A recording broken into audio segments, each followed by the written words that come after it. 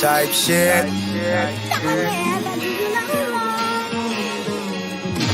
Stop playing with me, Drake. DJ K. Come on, I'm doing shit. Fuck all that young shit. I'm cool with shit. Type shit. Activities. I'm doing shit. Fuck all that young shit. I'm cool with shit. Type shit. Activities. Posted up on the island with a bitch. They call me cause I ain't on that dumb shit. Yeah, I'm rich, but act broke with a bitch.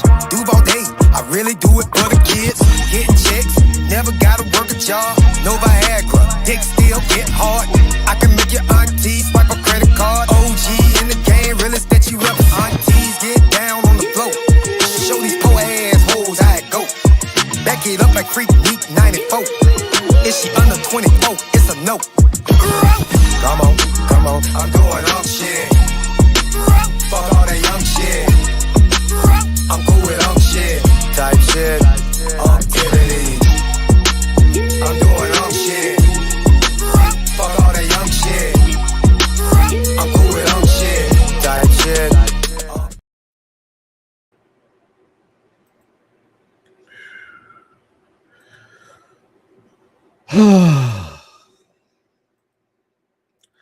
What's good, nieces and nephews? Welcome back to Unc B Streaming, your favorite Unc that ain't no punk on this fine Tuesday.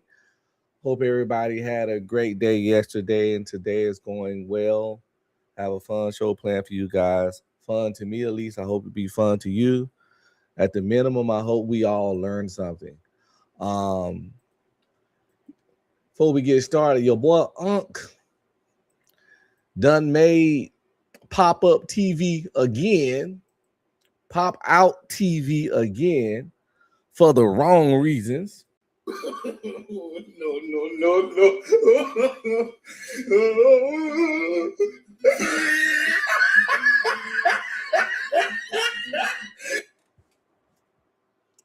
I done made it again for going off on Sharon Bracey. I'm gonna try my best not to make pop out TV again for that kind of stuff, because honestly, I'm a man of peace, believe it or not. That's why I don't do panels. That's why over here I don't do no mess, and I don't talk about certain things, because honestly, I don't like to curse people out. I don't like to talk about people. I really don't like to get upset. I don't like to argue. I really don't like to argue, believe it or not. That's why I go off so much, because the thing is, if you leave me the fuck alone, I will always leave you alone. If you haven't noticed in life, the people that will fuck you up the quickest, the people that would go off on you the most, usually be people like me that honestly just want to be left the fuck alone. I've been that way my whole fucking life, ever since grade school, where leave me the fuck alone. Don't start none, won't be none, has been the motto in my life, the mantra, the principle that I try my best to follow, and I fucking like put on everybody else. And when that get crossed, shit get ugly. So something's going to have to shake. I'm probably going to either take a break from panels or just don't even engage with certain people.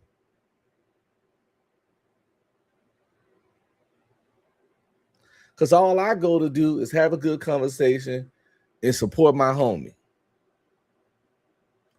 Some kind of way, it always turns to weird shit.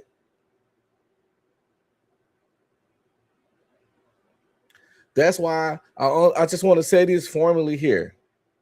People, do not nominate me for panel MVP no more, because I don't want it. I fuck with DJ online and offline. He the homie. I think he a good dude doing great things. I'm gonna support him regardless of stuff like that. Cause every time I win something, people get weird and start attacking me and get extra aggressive if they gotta show me up and it's weird and it ain't that fucking serious. You understand? Because I don't do anything I do for anything like that. I just want to chill at night while the family sleep because I have insomnia and have fun, interesting, engaging conversations. I don't want to argue. I don't want to tussle. I don't want no banter, all that weird shit. Leave me alone. It's weird as shit. What's up, Candy Cane? What's up, King Amir? What's up, Parking Nut? Xylo? Feel free to ask your question as long as it's not weird. I'll answer it. By weird, I mean inappropriate. As you see from the title today, I'm all for talking about things that people consider weird. It's just I don't have time for a certain level of weirdness, if that makes sense. Hope it does. If it don't, I can help it make sense for you. You know what I'm saying? Maybe, maybe not. It is what it is. Anyway, yeah, that's what I wanted to start off with talking about today. Like, I made Pop Out TV for what I consider the wrong reasons. I've reached my limit of people antagonizing me or trying me. I reached my limit. Enough is enough. I'm not dealing with insecure people. I'm not dealing with fucking men, children. I'm not dealing with pettiness and jealousy, and I'm not gonna tolerate online what I don't tolerate in real life. Who's this weird dude? Am I white? Answer me, you bum. You a weirdo. How the fuck does anything about me look white? You see this brown skin and these big ass lips. This dark coarse hair on my fucking chin. In what world does a white man look like this? Unless you're not watching the video, you just listen to the sound of my voice. But honestly, I don't think my voice sounds particularly white. Do I speak in a bunch of ebonic slang and jargon? No, but that's not what black people do. Niggas do that.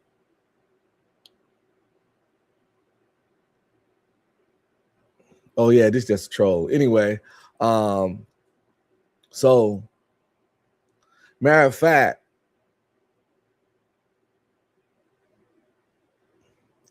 let me pull something up real quick.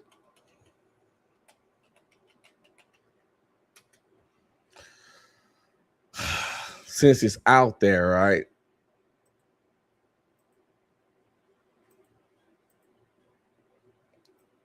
Since it's out there, right?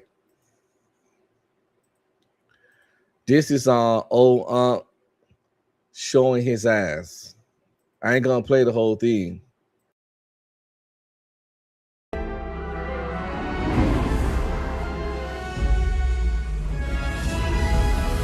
Coming next on Pop Out TV. I'll whoop your fucking ass, little boy. Damn!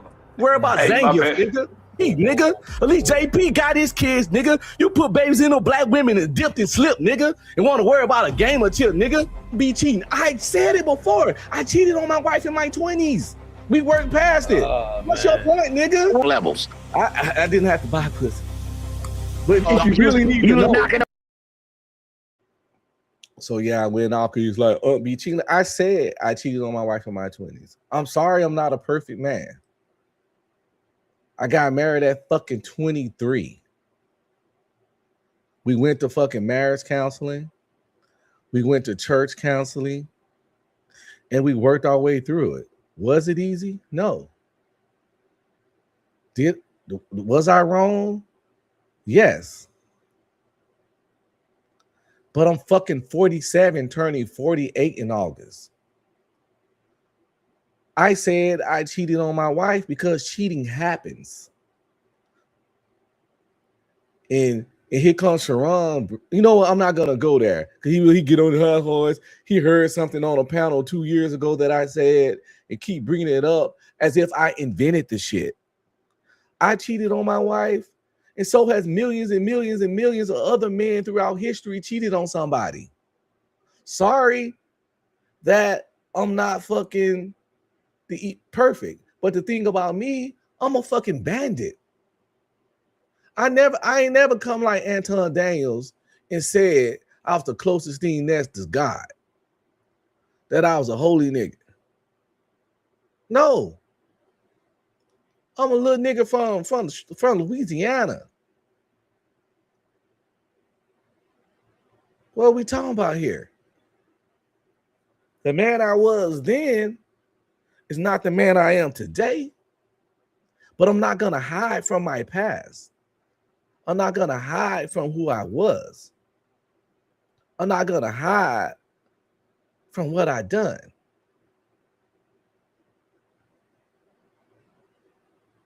It is what it is. So that's what he put that in the comment. Be screaming, be cheated on his wife when I was 20 something. And the weird part is, this nigga worry about me, like I said in the thing, nigga worry about me cheating on my wife in my 20s. But he put babies in 2 black women and left their ass and went and married the white woman. But he want to call us degenerates and pookies all the time and all that stuff. Yet, he damn near worse than JP, because at least JP in his kid's life every day, you dipped on 2 fucking women and was in the air. Then you get with the Caucasian woman and you fall the other fucking year. Yes, I cheated in my 20s, but I got 4 kids, 1 woman, been married 23 years, and my kids had a father in their life, their whole fucking life. But anyway, I went off on them, all the cussing and fussing and rah-rah shit. It really was because Ism little weird ass was already antagonizing me because he get jealous and frustrated that the panel, that the chat be voting me panel MVP, and that me and DJ Wish thought to have a rapport, which is weird to be jealous and frustrated of a man that because he has rapport with another man. No.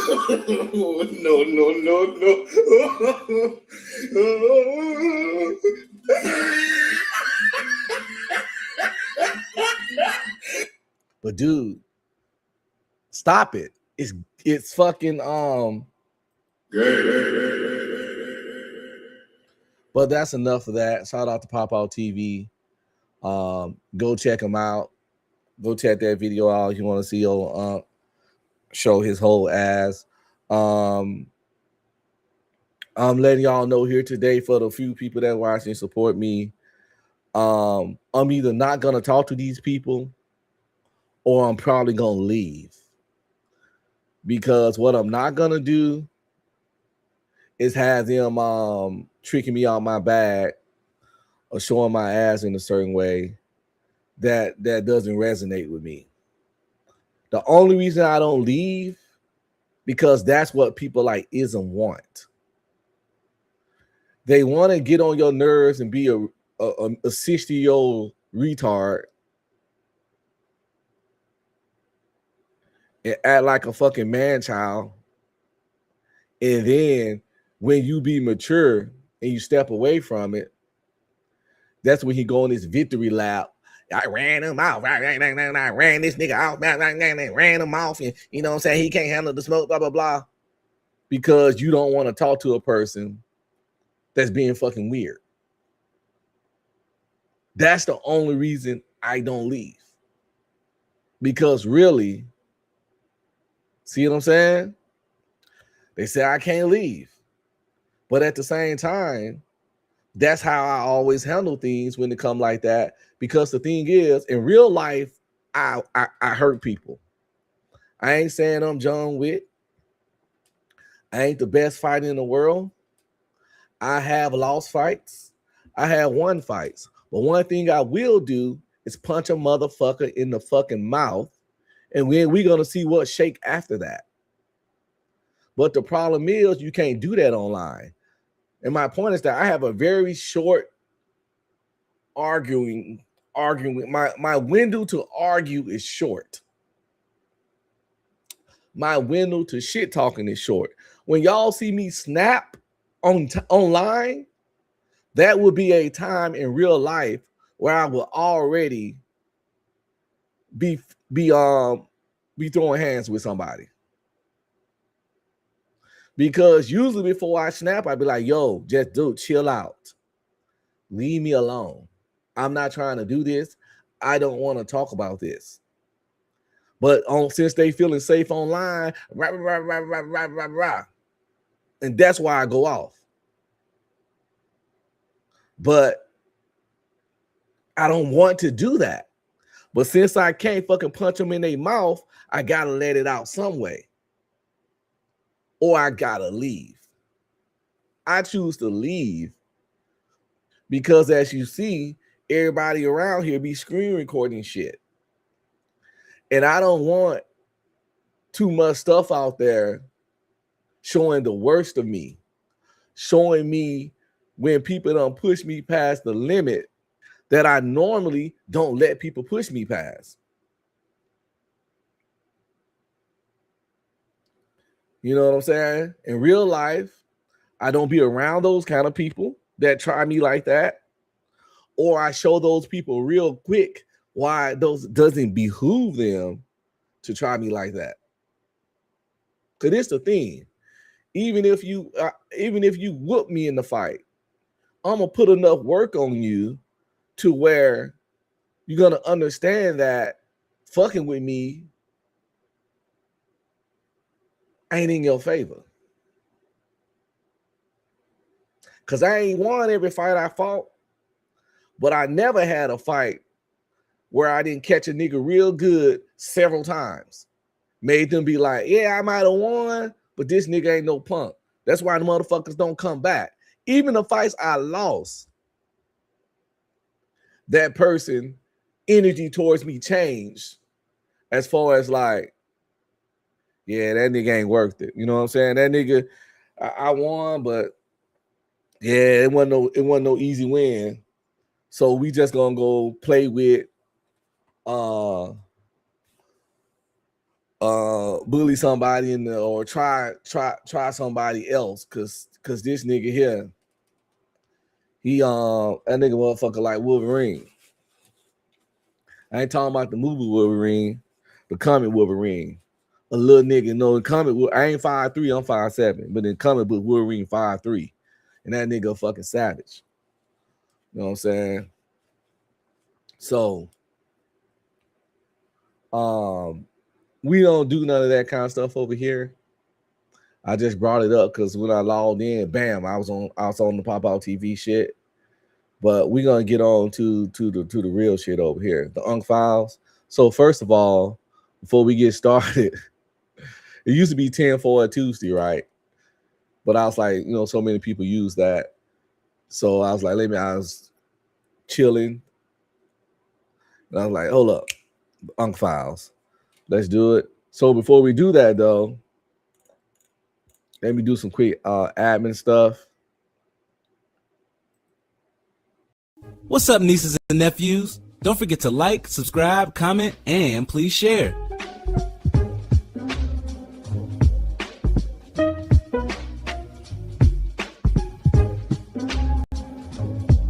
Please hit my Cash App at UnkB Streaming or the Ko-fi link pinned to the top of the chat. Give a nigga a break. Give a nigga a break. How much more can I take? Give a nigga a break.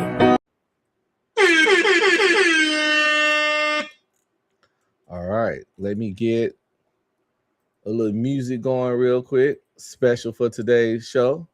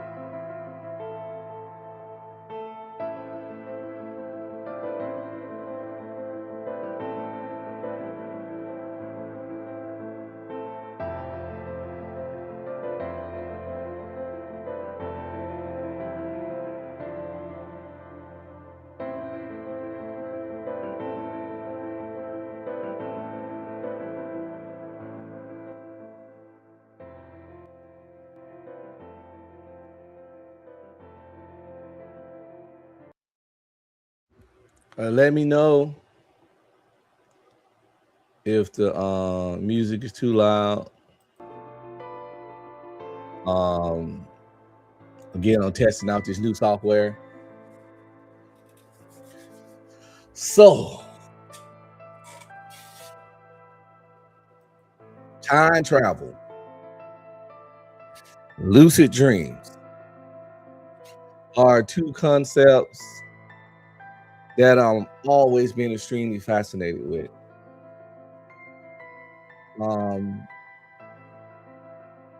Let's start with time travel. Always been fascinated with time travel. Oh shit. Shout out to TJ. What's up, brother? MS Best. Wanda in the house. Candy Cane. I think I spoke to already. Everybody that's here. May. I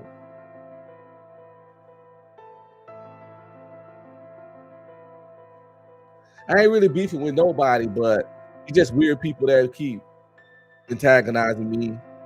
This weird little dude named Sir Ism. He said arguing with men gets his juices going.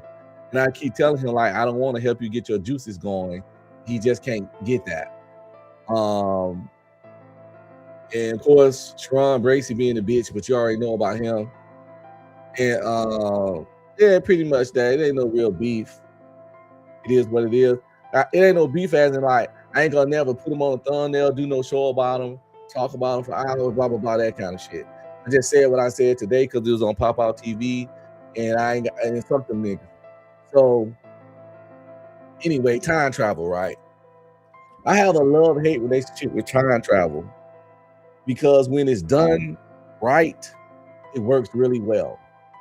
But the problem with time travel, especially in fiction, is that you have to be a really good writer to write time travel. I can't stand when amateur writers try to add time travel to their shows or books,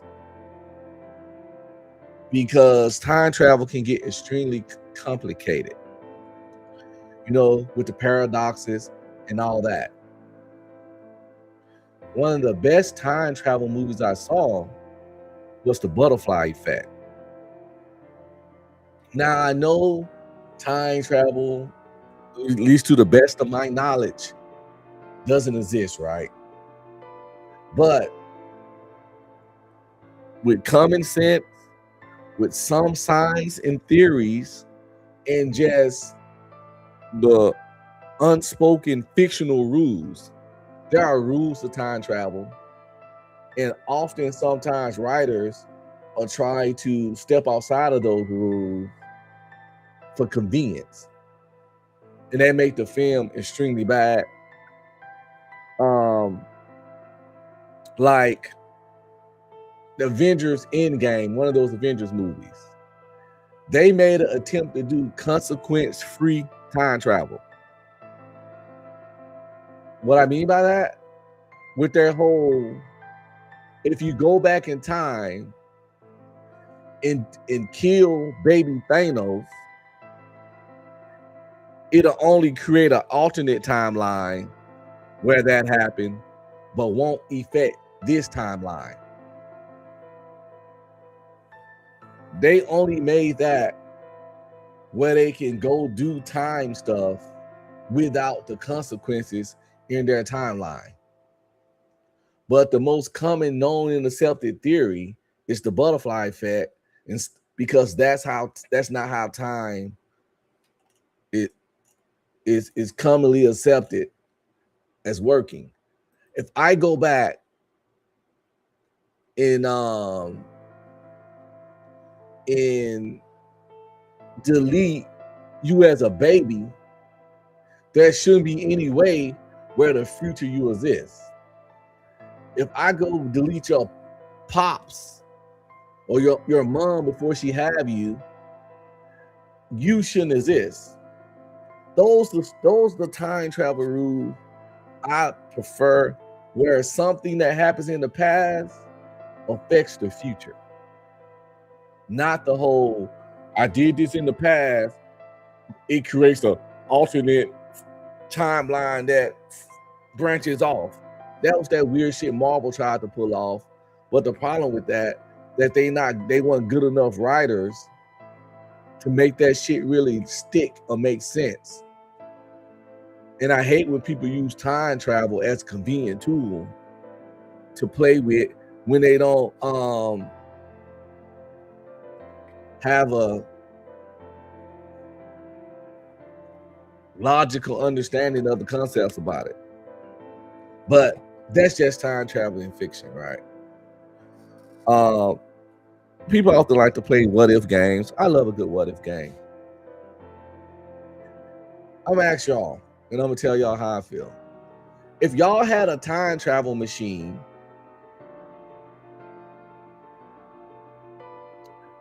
what would you go back and do?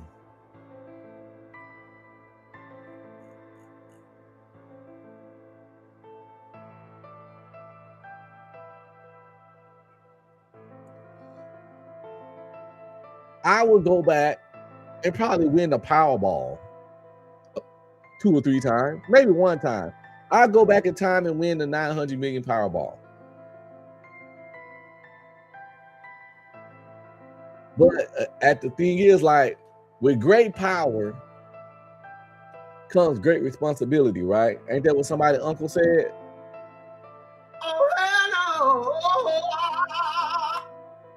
So it's like, let's say you had a time machine.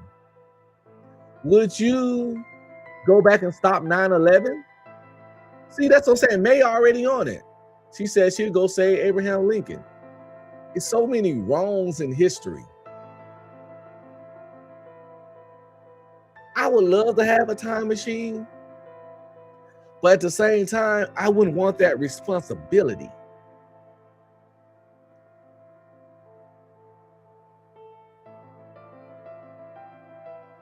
Like, do I gotta go back to the slave days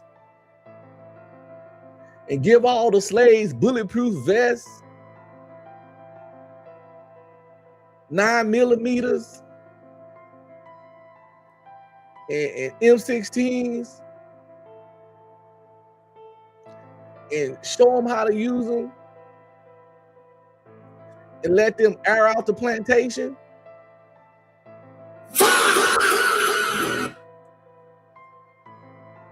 Damn. CJ said, forget them ninjas. You can't make this shit up. You can't make this shit up. Damn, you gonna let slavery? You got a time machine, CJ? See, it's ninjas like this.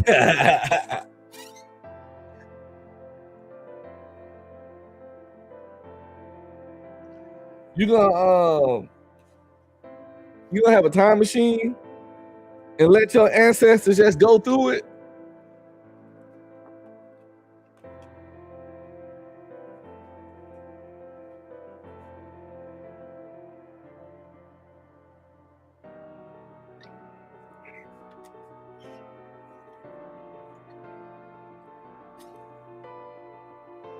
Even though Jewish people ain't really done me no particular favors that I know of, I still think it was messed up how Hitler, I'm gonna say it because this is his real name, fuck it, how Hitler did them.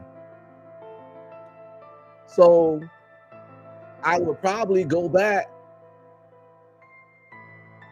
and knock baby Hitler off the block. No.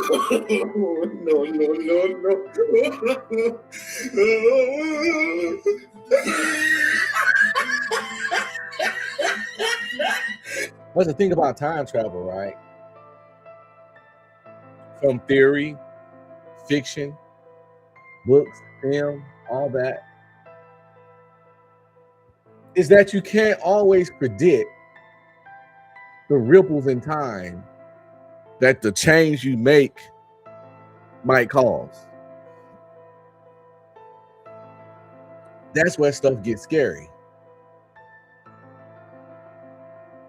You really never know what, even you just going back and making yourself win the Powerball might change a bunch of shit, believe it or not.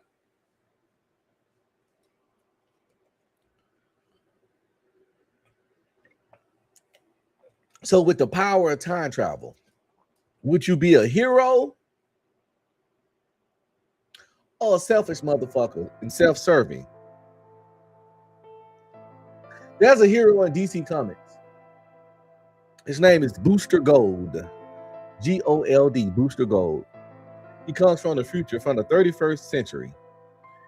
He traveled back to present day with 31st century technology in order to be a hero because he was a loser and a janitor. He used to play football or some shit, I think.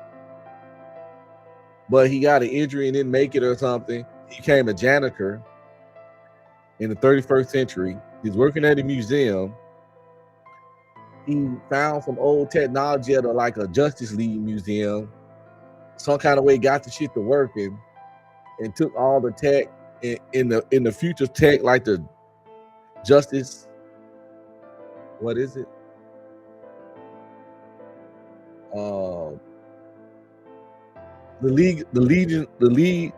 Legion of Justice, whatever, flight ring, and this little suit he wear that has a force field. All the 31st century tech made him badass in the present day. So he took it back and he tried to make something of himself since he couldn't.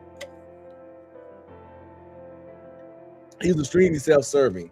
Of course, he eventually became one of the best heroes because he started using his time travel to help people. But with that, since he wasn't like no scientist or no shit, like I said, nigga was a football player that got injured and turned to a janitor, he made a whole bunch of mistakes in his time traveling adventure and often caused himself and others more problems than he solved. At first, he had selfish intentions, and he ended up having good intentions. But as we know, all good intentions don't lead to good outcomes or good decisions.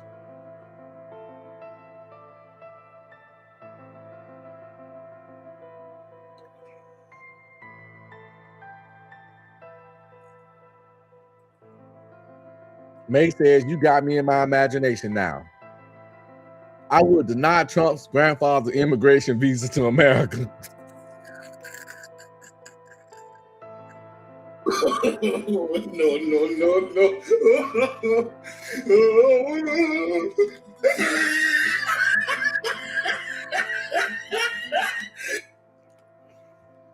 We will be Trump and MAGA free.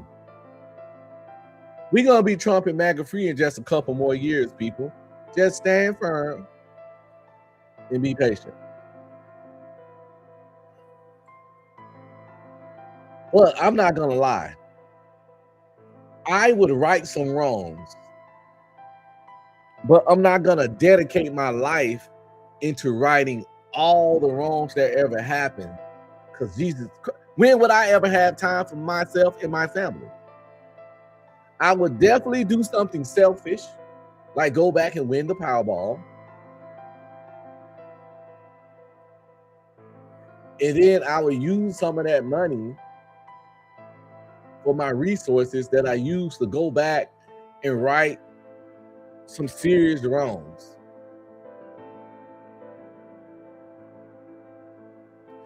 But if I just won't be able to go back and try to right all the wrongs, save every innocent life, number one, some of those situations, I'll be jeopardizing my safety and my freedom out here trying to be a time vigilante or whatever.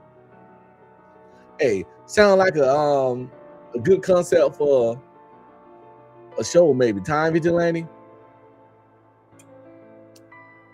Dude got a time machine. He go back in time to aggressively. Now, it been shows where people go back in time to rectify shit. I seen Quantum Leap, which was an amazing show. But that's called this time vigilante because it's like Quantum Leap mixed with the Punisher. He goes back in time to aggressively rectify shit.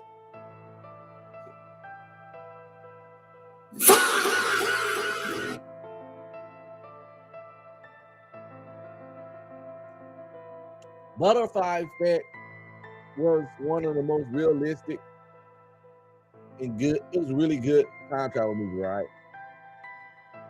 Back to the Future was really, really fun. It was really good too, but the energy of the movies was different because, of the genre. But I do like how, Back in the Future, changing shit in the past, change shit in the present.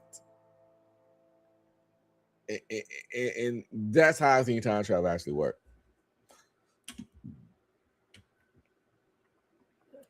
Just like I'm fascinated with time travel, people all over the world are fascinated with time travel.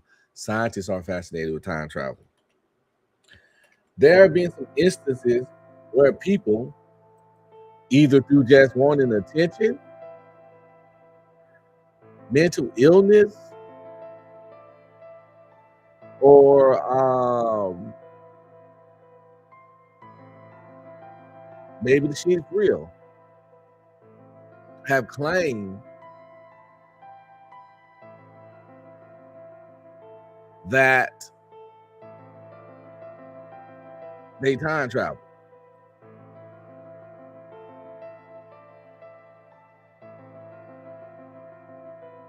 We're about to watch a video titled "The Most Convincing Time Travel Story."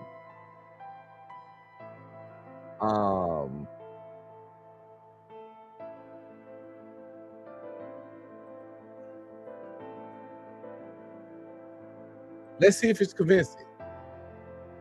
So with that said, we're gonna pause this lovely X-Files style music.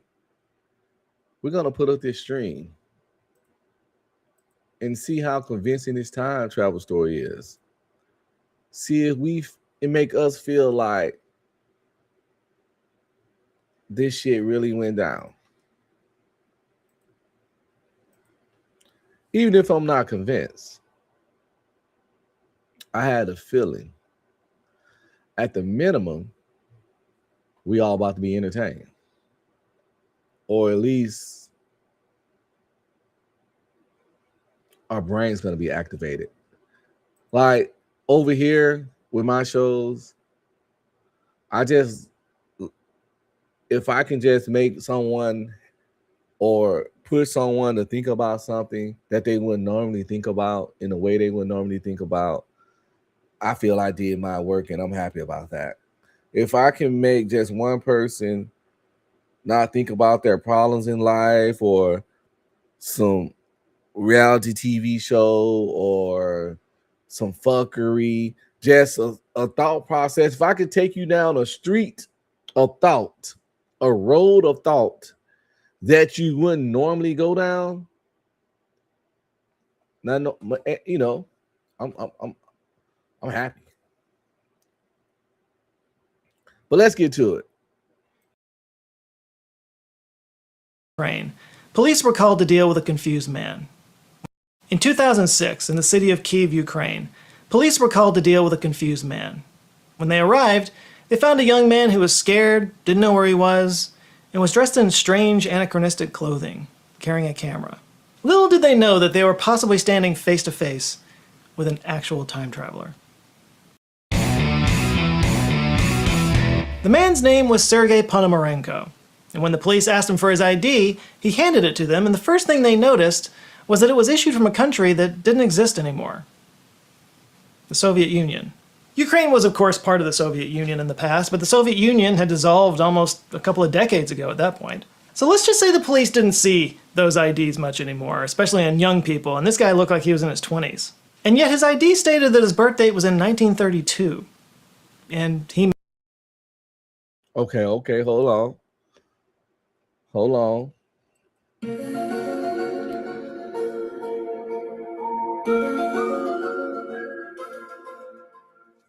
So let's keep up, people. This guy walking in the street, confused, wearing dated clothes. They ask for his ID. He pulls out an ID from a country that don't exist no more.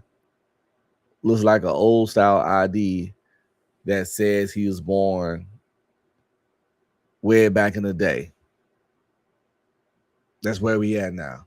So exactly. He got receipts. This is wild. Okay, I am engaged now. I am locked in. I am intrigued.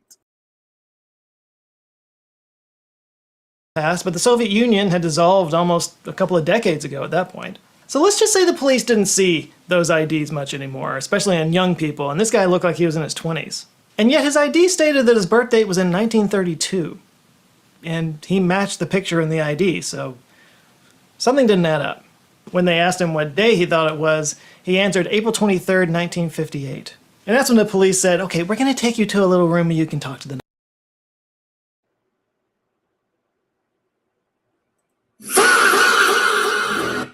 Okay, I'm picking up what they putting down. This getting wild. Nice doctor. You're crazy! So Sergei winds up in a mental hospital in the care of Dr. Pavlo Kudrikov. So the doctor played along with this whole idea, and he asked him if he could figure out or if he could remember how he wound up in 2006, even though he thought it was 1958. And as recorded by the doctor, Sergei said, quote, "It was daytime, and I wanted to go for a walk in the city. I took my camera, but when I left my house, I saw a strange object that had a bell shape, and it was very strange, and it was flying in a strange way. It is difficult to explain what I was seeing. It might be better to look at the photos from my camera." Dr. Kudrikov was curious, so he got a hold of the camera, and the first thing he noticed was that it was an old rare Yashima Flex. The doctor was a bit of a photographer himself, so he recognized the brand and knew right away that this was like an antique, which is...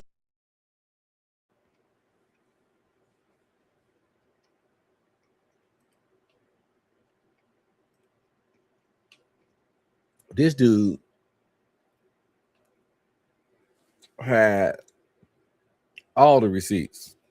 He got the old clothes, the old ID with the old birth date on it.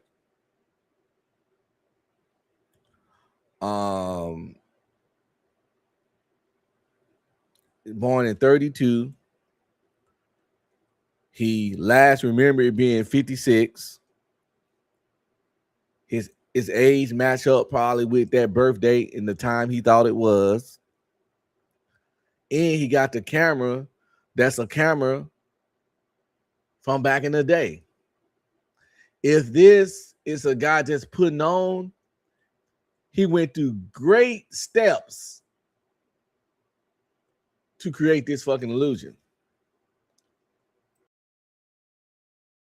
It's a problem because it used a type of film that hadn't been manufactured since the 1970s. You can't just take it down to the CVS to get it developed, so he called in a photography expert named Vadim Poisner. Vadim got the film out and he was able to see from the real info that was manufactured in 1956. But it was in perfect condition. So he developed the roll, and this is when everything just kept getting weirder. What he found on the roll were photos of Kiev, but clearly from a long time ago. All the cars, all the clothes, all the street signs, all were from the 50s. And there were photos of buildings that didn't exist anymore. And right there in front of those buildings was Sergei with his girlfriend at the time, out enjoying a beautiful day, wearing the exact same clothes he was found in. And the last photo on the reel, just as Sergei had suggested, featured a bell-shaped UFO. When the doctor asked him about the UFO photo, Sergei said, quote, "Now are you convinced I'm telling the truth? I so far do not understand what this object is and how something like that happened to me at the same moment when I took the picture and I went down to look at the camera and somehow I showed up in this year." Dr. Kudrakoff, being scientifically minded, hypothesized that if this was some kind of alien spacecraft, it could perhaps have flown him across the universe at the speed of light and brought him back in a split second. And due to Einstein's theory of relativity, he would experience time dilation, meaning that time would have barely passed for him, but back on Earth, 47 years would have gone by. Ty Holmes says, "I'm going to remain single forever." With that kind of mindset, my friend, you will. But with a little positivity, you can get you a woman. Might not be the dream woman, but a woman. And a decent woman. She might not be a 10, but yo, that most people's 4s, 5s, and 6s. Most people walking around here below average to slightly above average. That's the range they fall in. Straight up. I'm not one of those guys that get on here and act like super player, all that, him and Himalaya. 4, 5, and 6s always been my sweet spot. That's what we call in the military my kill zone. I have a 90% easily success rate with 4s, 5s, and 6s.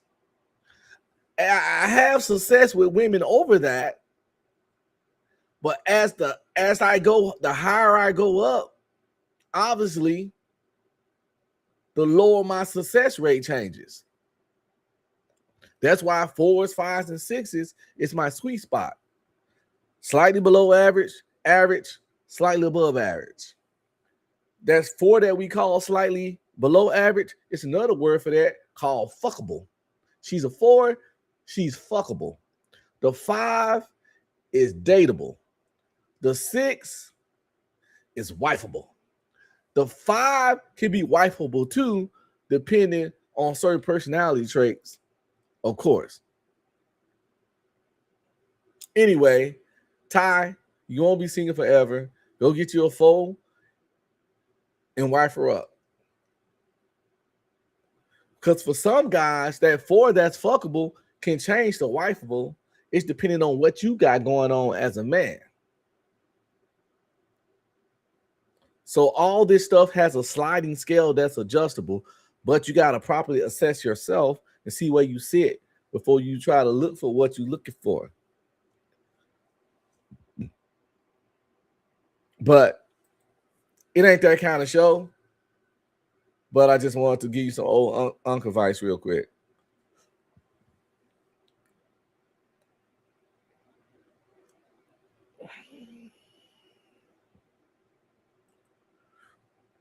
May says I actually follow a black lady called Serena here on YouTube, and she is stuck in the 50s. She is 40, but her clothes, car, and household is 100% 1950s. She's not a time traveler though. Hey, that's actually very that's kind of cool actually. Pretty cool. Flight of the Navigator theory, if you will. But back on Earth, 47 years would have gone by. The Flight of the Navigator theory, if you will. That night, Sergei went back to his room, closed the door, and was never seen again. The hospital security camera captured when he entered the room, but it never filmed him leaving. There was only one way out of this room. It was always watched, and the room windows had bars, so there was no way for him to escape without being noticed. Yeah, Sergei just pulled a Shawshank. Man up and vanished like a fart in the wind. Only there was no Raquel Welch poster to explain what happened to him. He was never found. No means of escape were ever found. He just vanished, leaving the police with his camera, his photographs, and a crazy mystery to solve. A mystery that just keeps getting weirder. Because they investigated the case and they found out that there was actually a Sergei Ponomarenko that was declared missing in Kyiv in 1960. They also were able to track down the woman in the photograph, his girlfriend, who was now over 70 years old at this point. She told the police that Sergei had disappeared that day in 1958, but returned just a few days later, the exact amount of time that he had been in 2006. But then she claimed that he disappeared again in the 1970s, and this time he was never seen again. But Yo, this is wild. What the hell? This is, I didn't know this was this wild. I'm glad I'm watching this. This is very, very, very intriguing. I got a slight headache. I'm gonna push play on this real quick and run and grab one Aleve. I'll be right back. But I'm gonna let the video rock for you guys. I got my speakers loud, so I hear it from around the corner where I get my medicine.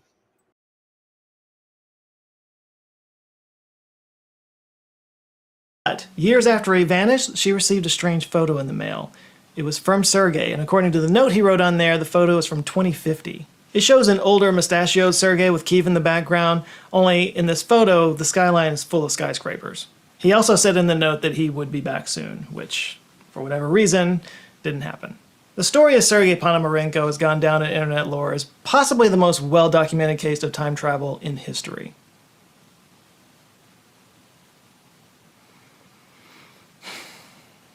You know, now might be a good time to introduce you guys to Woo Woo Alarm 2.0.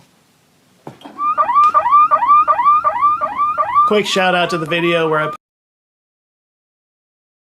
That's wild. That whole story.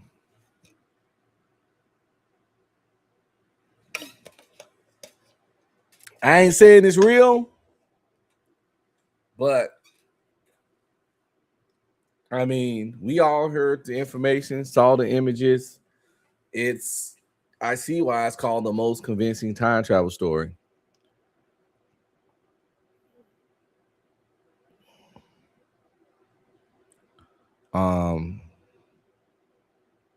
I get it. Put on the Woo Woo Alarm for almost a full minute and people went apeshit in the comments. Yeah, okay. That's enough of that. Look, it's a great story, okay? I totally get why it became such an urban legend. The problem is, everything that I could find on this, all the images that you've seen throughout this video, they all tie back to one TV show. It was a show called Aliens that aired on a Ukrainian channel called 1+1 in 2012. There were 10 episodes total. The episode that tells this story is the third episode. It's titled Time Traveler. It's an entire series about different stories of alien abductions and stuff. Other titles... They said they just wrote this shit. Okay. This is the thing. I think a lot of shit happens and it be real. But I think in society, the powers that be have mastered the art of covering shit up. Like, it's plenty of non-crazy, have all their teeth in their mouth, have good jobs, people that saw UFOs, right? but they like to they like to interview the craziest people ever. So when someone that has some sense say something, they already discredit it because the crazy people always made us think, you know, the shit's just somebody clout chasing. That's why I think the government sometimes purposely release somewhat realistic looking fake UFO videos, and then people debunk them so that when someone release a real UFO video, people would immediately think that it's fake.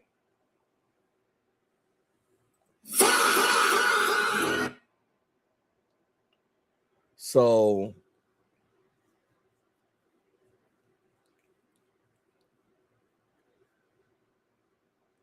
everything got 1,000 ways to get explained out.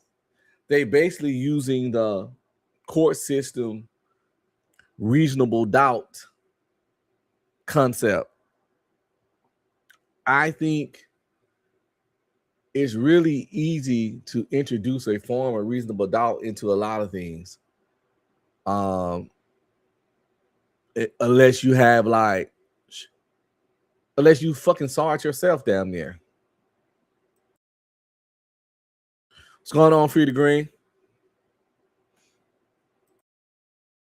Include alien abductions, levitation effect, phantoms, and crop circles.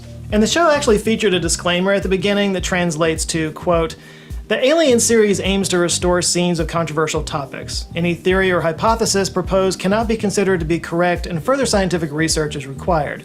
All scene restorations are based on the statements of witnesses. There's no conclusive evidence to prove the existence of aliens. Your opinion on this issue is up to you." So yeah, the show itself says any theory proposed cannot be considered to be correct, which is more than you ever get from the History Channel. And it's also careful to point out that these are scene restorations. So all these images of Sergei that keep showing up on every website and every video that talks about this story, those are all recreations. This is not real interview footage, which kind of feels obvious to me, but I guess I spend more time around cameras than most people. And besides, there's a few pretty glaring details that are wrong in this episode. For example, the security camera footage displays the time as Tuesday, April 23rd, 2006. But if you pull up a calendar app on your phone, you'll see that April 23rd, 2006 was actually a Sunday. Others have pointed out that the ID card that you see on the show has the seal of the Communist Youth League stamped on it, but it's not the actual seal from that time period. I'm sure the art director was good, but you can never beat the internet. And then there's that picture from 2050. It has buildings copied and pasted all, and a lot of thought's been put into how it would actually work. For example, a paper published in Classical and get it, I totally get it. Time travel's a fascinating. I hate this timeline. But I get it, I totally get it. Time travel's a fascinating subject, and a lot of thought's been put into how it would actually work. For example, a paper published in Classical and Quantum Gravity in September 2020 suggested there's actually a way to travel backwards in time. They looked at Einstein's theory of relativity, specifically his calculations that show that it should be possible for an object in the universe to travel through space and time in a circular direction and end up back at the starting point. Einstein called it a closed time-like curve. But of course, physicists, when talking about time travel, they deal with paradoxes like the grandfather paradox, That's the idea that a time traveler goes back in the past and kills a younger version of her grandfather. This, of course, means the time traveler's parents weren't born, along with the time traveler herself, and if the time traveler didn't get born, then how would she have gone back to kill her grandfather? That whole thing. So the writers of this paper used what they call the billiard ball model to tackle this paradox. They say imagine several billiard balls across a circular table. So when you push one ball away from position X, it goes around the table and hits the other balls in a particular pattern. But the researchers calculated that even if the ball's pattern is messed with at some point during its journey, future interactions with the other balls can actually correct its path. The ball will come back to position X at the same speed that it would have if it hadn't been interfered with. Basically, the ball will fall into the same place. So they used this model to explain how if you did travel back in time, you could change events, but not significantly enough to really change the future. So like, I don't like that theory. I think the butterfly effect theory, I think the theory that you go back and change something, it affects the future. is the most logical one to me, instead of the whole like you can change stuff a little bit, but it eventually find its way. That's back to where it was. Yeah, I call bullshit too, man. That just sounds like something people can't. When stuff make people uncomfortable, they go off their way to come up with stuff to make themselves feel comfortable. And when talking about time travel, it can get uncomfortable. And they came up with a comfortable, safe theory of what's meant to be is meant to be, and you really can't change nothing. It's just gonna happen. And that would give you consequence-free time travel, kind of like they did in Endgame. You know, oh, it don't alter to this timeline, it just makes a branch timeline. So you can go back and do whatever you want because it's gonna make a branch fuck out of here.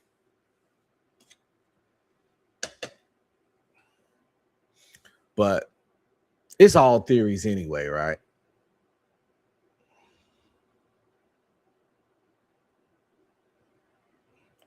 May says using small balls to simulate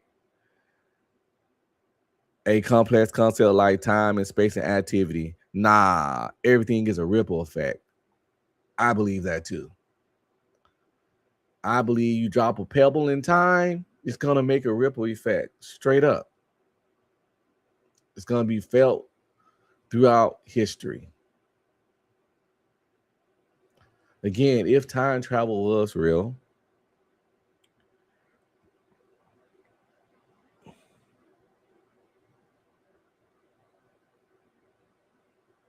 let's say some racist time traveler want to go back and make sure Martin Luther King didn't live to become an adult. I think there will be ripples in history from that time point when he take MLK out at the age of 15. I don't know. I ain't saying shit gonna drastically change, but of course, all the history that he made is gonna cease to exist. So the timeline just gonna start altering. The simple is that the timeline gonna start altering off the rip, and then we got to go from there, right? With the grandfather paradox, it would basically mean that something would always get in the way of you trying to kill him. As researcher Jermaine Turbar said, quote, "No matter what you did, the salient events would just recalibrate around you. Try as you might to create a paradox, the event..." That's what they tried to do. And have y'all seen Into the Spider-Verse? The Into the Spider-Verse, the little animated Marvel movie with Miles Morales, Spider-Man. And they had this thing where they call it a canon event. And a canon event in the comic book world is something that happened in time. It's fixed in time. It can't be unfixed. It has to happen. That's what we say. Like I said, no matter what you did, the salient event would just recalibrate around you. Try as you might to create a paradox, the events will always adjust themselves to avoid the inconsistency. Some people feel that there are certain events in time that are locked in. I don't get or understand or agree with that theory. What makes this particular event so specific that even time travel itself can change it? What's so special about this event? What abilities does this event have to where it can't be undone? Because they said pretty much saying like, if it's fixed in it, you can't go back and delete your grandfather or whatever, delete somebody in the past. Something will always happen to stop you from doing it because it's a set thing in time. I don't believe that. I think if time travel did exist, you can go back and change and alter the fuck out of current history as much as you want. That's the only shit that makes sense to your boy. will always adjust themselves to avoid any inconsistency. Now, I think this paper is mostly just sort of an interesting thought experiment, but this does sound a bit like determinism, you know? Like the idea that the world will just recalibrate around any changes you make in the timeline, kind of like a car navigation when you miss your exit. The big question, though, is what causes this recalibration? What holds this reality together? Is it a fundamental quantum force? The Matrix? The power of Zoe? I just said the same shit. It's cool to say that shit gonna work its way back, but how, Sway? How? Unfortunately, it'll be a long time until we can test something like this and actually send an instrument or a person on a closed time-like curve. Until then, we'll just have to imagine it, which we've kind of been doing this whole time. I mean, one of the earliest ancient Sanskrit epic poems was called Mahabharata, and it was about time travel.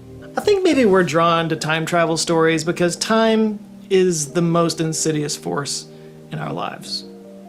Time marches on, it never stops. We are ultimately at its mercy, and the greatest fantasy we have is to escape its grip. As professor of science fiction studies at Georgia Institute of Technology in Atlanta, Lisa Yazek told Live Science in 2022, quote, "Time travel tales let us imagine that we can break free from the grip of linear time and somehow get a new perspective on the human experience, either our own or as humanity as a whole." So maybe that's why this urban legend has struck such a chord online with everybody, you know? As disoriented and confused as he was, in some small way, we kind of all want to be Sergei. Okay, so this whole Sergei story kind of revolves around the whole idea that, you know, a UFO picked him up and carried him around at the speed of light and then dropped him back on Earth 50 years or so later. This is, of course, you know, an example of Einstein's theory of relativity in action, which you all probably get the general gist of. You're smart people watching this, but why does that happen exactly? Now, if you think I'm going to answer with some course on Brilliant, well, you're right. It's right there in the classical mechanics course. And this, in my opinion, is why Brilliant is so powerful. You know, they take you all the way back to the basics of kinematics and Newton's laws and let you work all the way. He getting a little too egghead for me at this time of day. I haven't had a cup of coffee yet. But I think that was pretty dope, yo. That was actually pretty dope.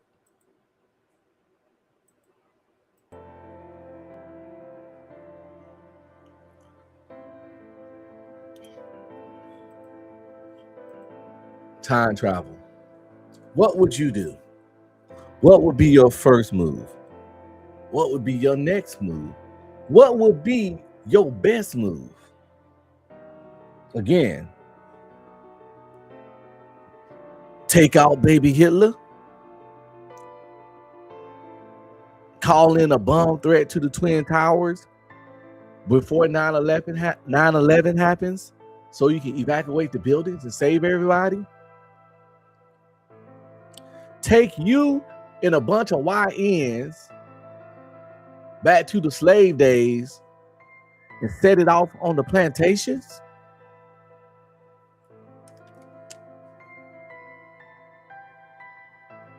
When you think about that, how many people really would be down for that? You got people like Jay Pence for president that act like they can't stand the white man. You got a whole bunch of, you got the Pan-Africans, you got the Umars, and you got all these militant people that got so much anger. You got the Israelites. You got all these people that got, the white devil and all that stuff. You got all these people that have this stuff. Dude, what do y'all think they would do if given an opportunity to go back in time and put belt to ass to what, based on the stuff they say, will be considered some of the most evilest of the white man in the history of America? Would they go back with their AKs and their switches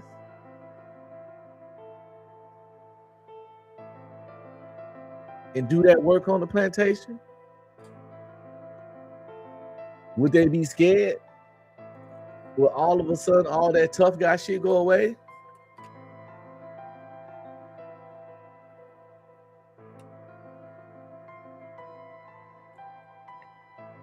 Pretty Green said he going back to the 90s and tell myself to buy Bitcoin. I'm just going back to the last time the Powerball was 900 million and playing those numbers and winning that shit.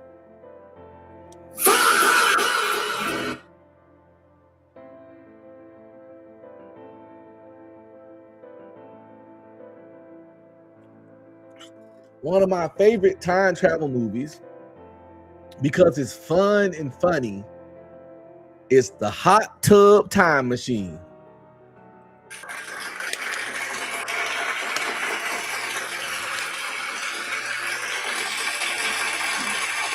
Part 1 was awesome. Part 2 was okay. But if you haven't seen Hot Tub Time Machine 1, check it out. If you like 1 as much as I did, check out 2, but 2 is not a must-see.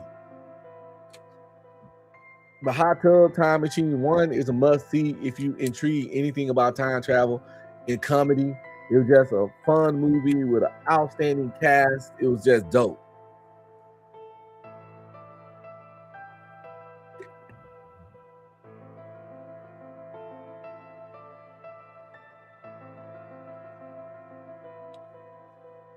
May says, good point. People be addicted to their oppression. Laugh out loud. They need it. They not going back.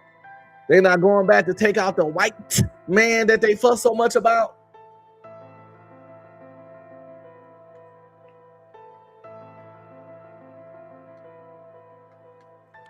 Feed the slaves. End of oppression. And I ain't talking about go back at the end of slave. No. Go back at the very beginning of that shit. When the first boat dropped. Matter of fact, go over to when they trying to buy the slaves and start fucking everybody up before the transaction even happened.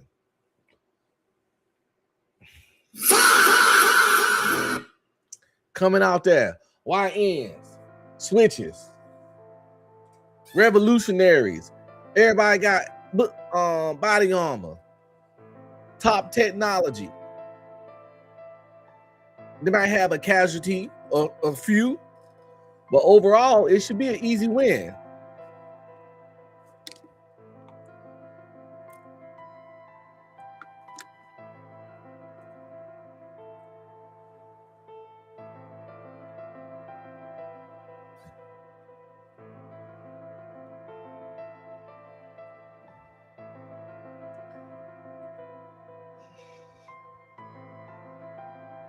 Tahone said, I'm going to join MGTOW. Well, it's not an official organization per se. You don't have to really join anything. I mean, you can choose to go your own way. If that's what it takes to protect your peace, ain't nothing wrong with it. If that's what protects your peace, keeps you sane, safe, and happy.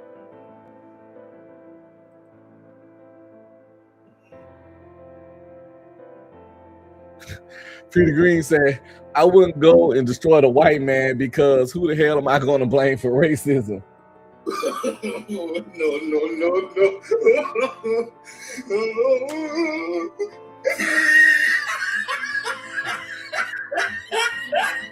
I know, right? Who are you going to blame for all your failures in life? All your inadequacies, you know what I'm saying? Who if you ain't where you at in life and the white man ain't here, what you gonna do then? You might have to look in the mirror and be like, yo, I's the problem. You know what I'm saying? Who you gonna say hold you back? Who you gonna say holding you down? Who you gonna say keeping you from rising to the levels that you're supposed to without the white man being there to shackle your feetses in 2026? Oh my God.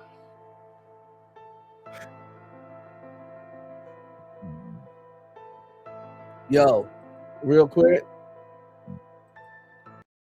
If you want to support, hit up my Cash App at $UncBeStreaming. Any donation would be greatly appreciated.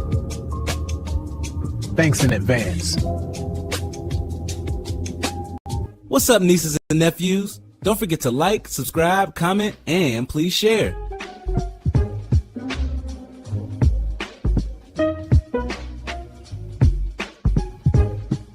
Please hit my Cash App at UncBeStreaming or the Ko-fi link pinned to the top of the chat.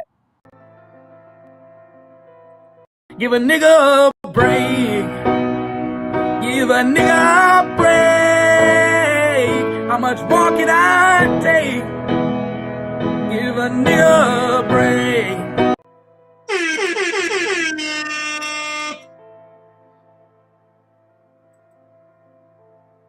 So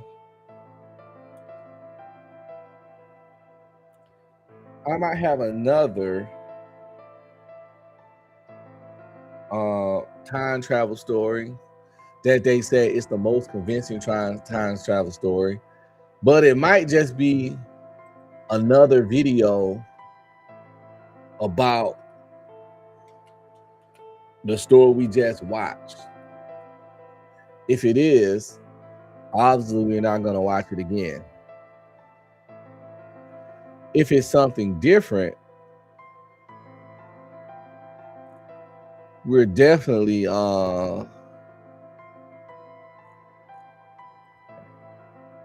gonna watch it, because that one we watched was pretty solid. You know what? I got something even better. I think it's even better.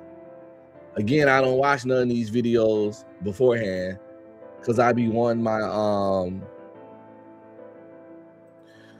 I want to be entertained just like y'all, you know what I'm saying? Real time. I want this shit to be organic, man. I like to keep it real.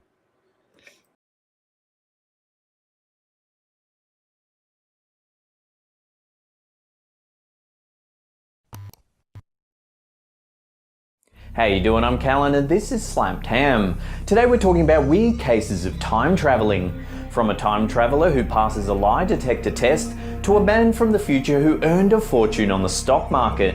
Join us as we take a look at 10 real cases of time travel that can't be explained. In February 2018, a man who claimed to be a time traveller underwent a lie detector test on camera. The man, only known as Noah, said he was from the year 2030 and made several predictions for the near future. Among them, he said that Donald Trump would be re-elected for a second term of presidency. In 2028, time travel will be invented and the first humans will visit Mars. He also claimed that Bitcoin will be used as a currency, but that cash money also still exists. Noah also claims to have some sort of futuristic technology implanted in his wrist that is somehow involved in the time travel process. An X-ray confirms that there is in fact some sort of device embedded under the skin, but he refuses to have it surgically removed. Several days after the lie detector test, Noah was reported to mysteriously vanish during a live stream. It was then revealed that he contacted the channel via email, stating that he was briefly taken back to the year 2030 for interrogation, but is now back in our time. In 1932, journalist Wait, that was a lot. That was a lot. Am I lying? Is it just me? That was a lot to glaze over in just a minute. The boy took lie detector test, passed them hoes, predicted some shit that actually happened. He gave us hard dates. It's 2026 now.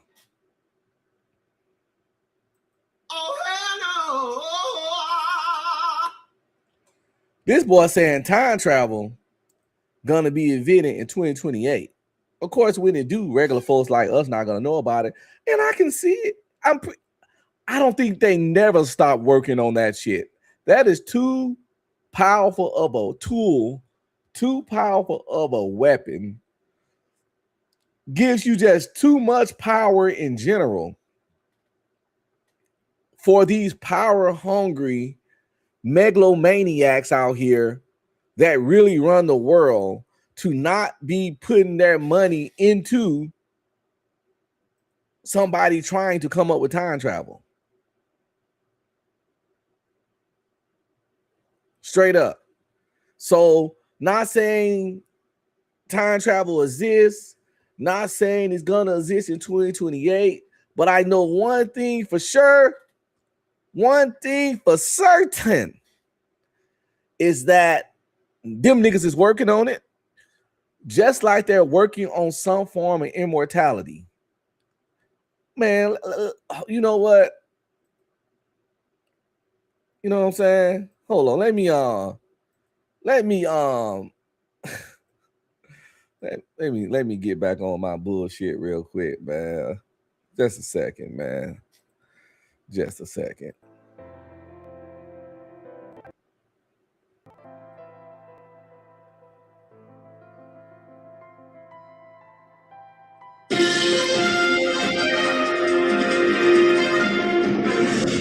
Tactical nuke incoming!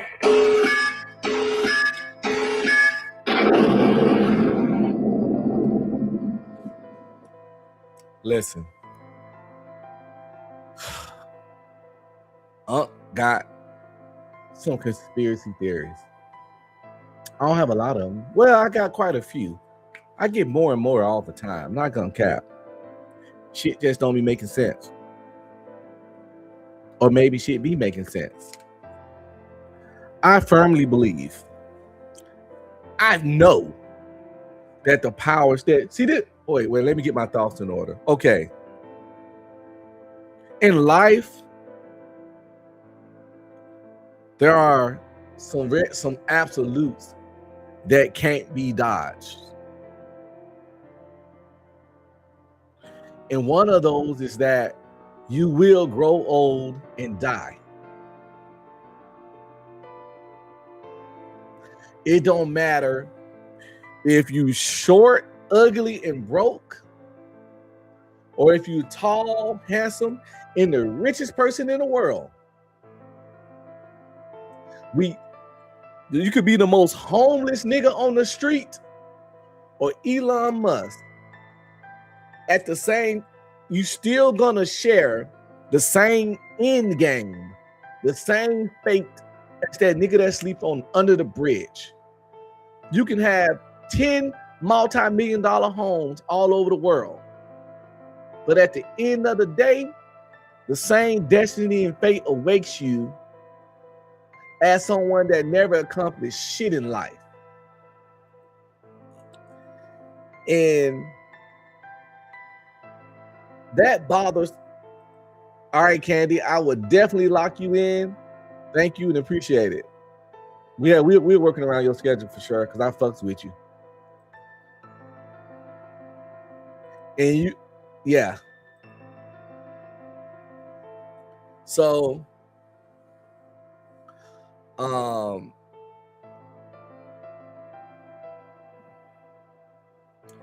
you share the same fate, and the rich people can't handle that.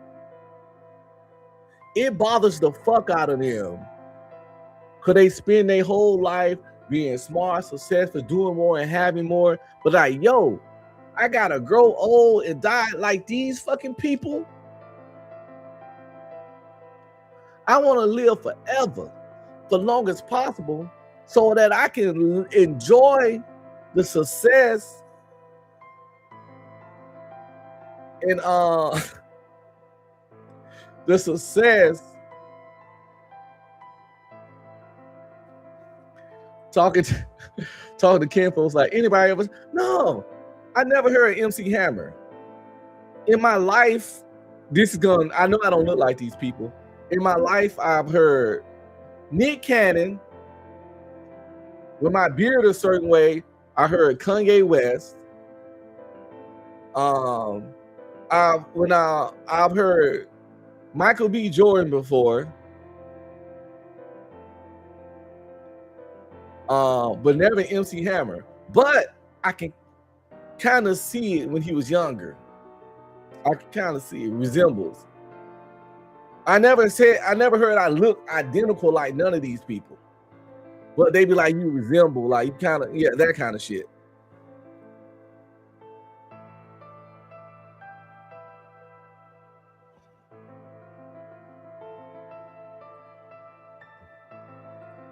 I used to be able to, in my youth, I used to be able to dance like Hammer. You know, I'm 47. Listen, I tried some moves the other night, just dancing around in the living room. Boy, let me tell you, these knees and this lower back ain't ready. Ain't ready at all. I went low with a move and almost stayed there. No.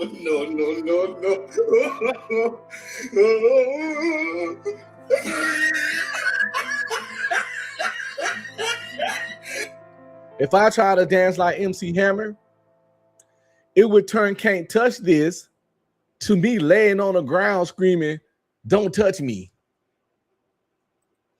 I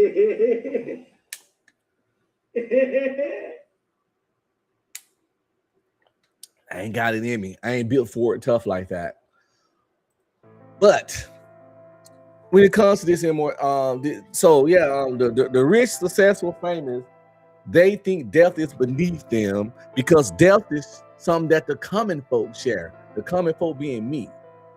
That's why people spent all kinds of money and resources and lives back in the day going to look for the fountain of youth. And we're probably going to do a show about the fountain of youth on my next Unk Files. We're going to talk about the fountain of youth and maybe all the different ways people trying to live forever. But they're doing that now. Let me tell y'all, the scientists, they working on something that looks like individual things, but really, even though they're doing it separately, I think it's just research and development just in different areas, but it's all it's for one purpose. You have cloning technology, right? They've been cloning sheep and other animals for years. If you don't think they attempted to clone a human before or have cloned a human, I got some, if you don't believe that never happened, by the way, it's illegal in America to do it, but that don't matter for the government. But it's other countries where it's not even illegal to clone a human. Let's make that clear. And one thing America's not finna do is let other countries do some shit and they not do it too. So it's illegal in America for private companies and shit to do it, even though I don't even trust that some of them didn't sneak and do it. But so you got the cloning technology, right? You have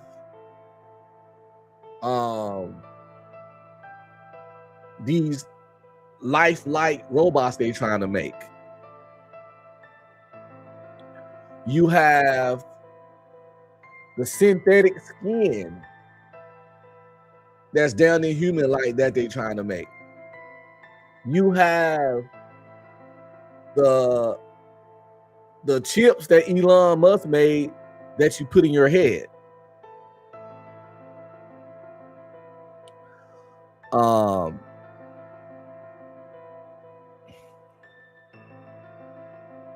I think they're trying to figure out a way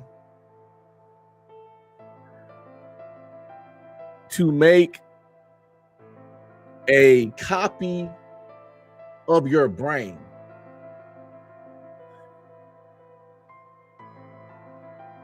A digital copy of your brain.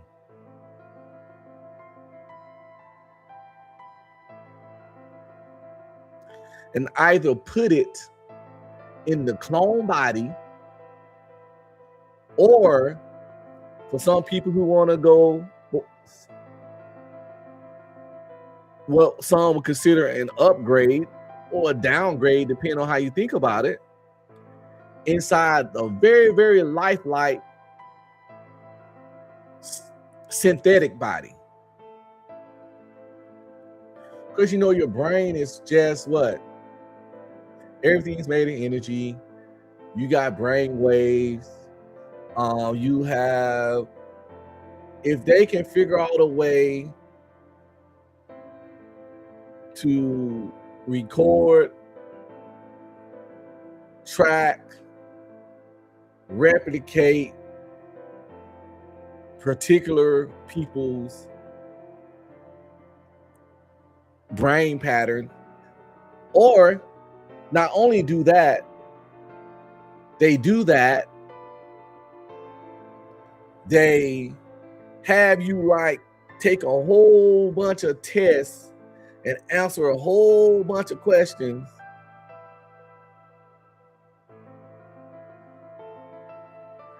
and they use that to make a AI version of you.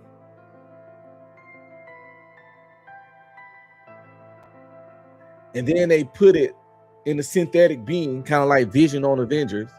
It's synthetic, but it got the skin, you know, not a robot, more like an android or a synthezoid. So I don't know, you know, just a synthetic being. But that wouldn't really be you. But these people are so desperate for what they present to the world to live on, they would take that. That's a high level of narcissism. When you feel like the world will forever need some kind of version of you in some kind of format.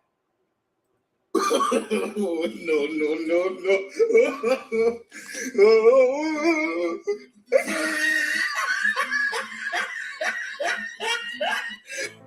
Just move on, bro.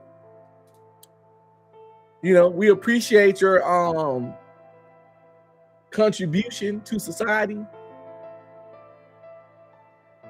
but everybody got their time.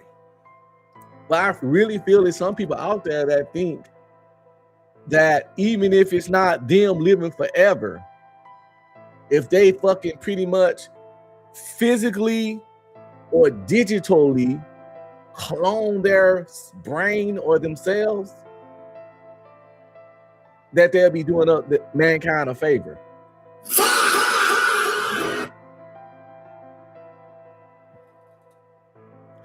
I can see Elon Musk making a very, very, very, trying to make the most accurate AI Elon Musk person to where, and putting it in one of his Tesla bots and making it look humanoid and just having that motherfucker around. I've seen low-level AI where they take people's voice, they do some kind of shit, personality testing, program the AI, and then people talk with the AI. And I'm not gonna lie, the AI really be answering the questions in the way that the person would, with some of the same fucking quirks and tics and the same kind of energy and personality. It's kind of scary. And this was like some low-level shit.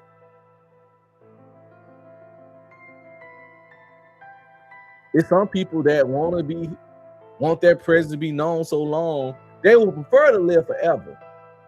But their ego will allow them to at least do that. Like, a version of me will always walk amongst you type motherfuckers.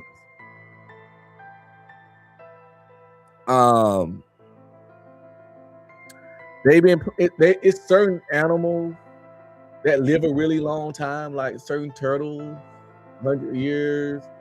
They got certain animals that some people consider immortal.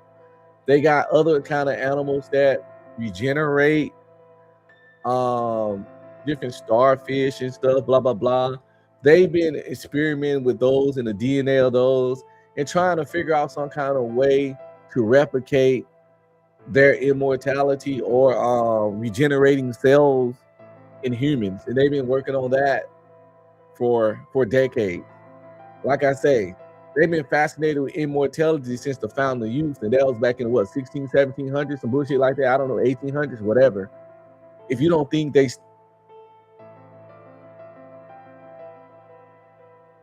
mankind, some people in mankind have this need to defeat what some people would say God's will, or to where they want to become God themselves. And one of the key things to doing that is defeating death.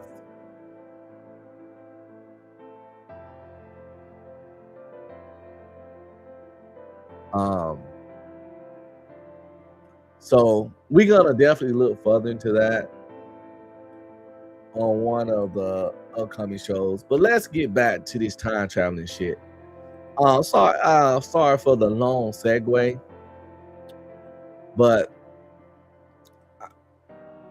I'm just a black man that like to think about different shit, and I'm gonna stay that way. I don't always want to talk. This thing, I love sports.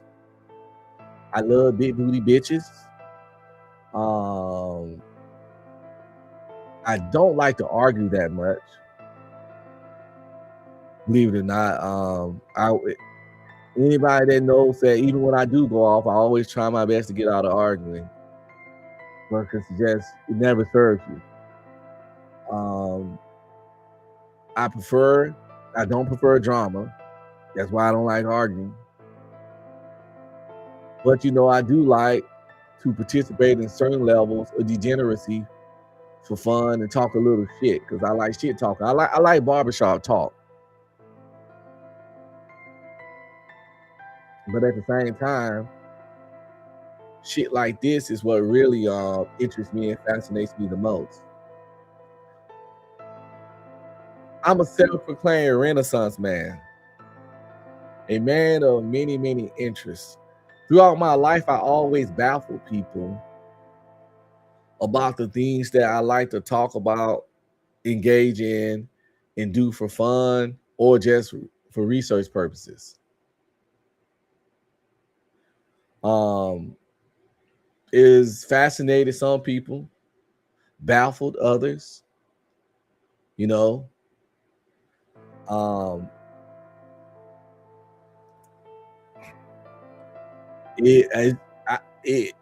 niggas, I don't know. You if you ain't on basic niggatry, sometimes they'll question your blackness, which is weird. As if that's because you're a certain race, you only supposed to think about and engage with in certain type of shit, which is strange to me. But anyway, let's get back to this time travel shit.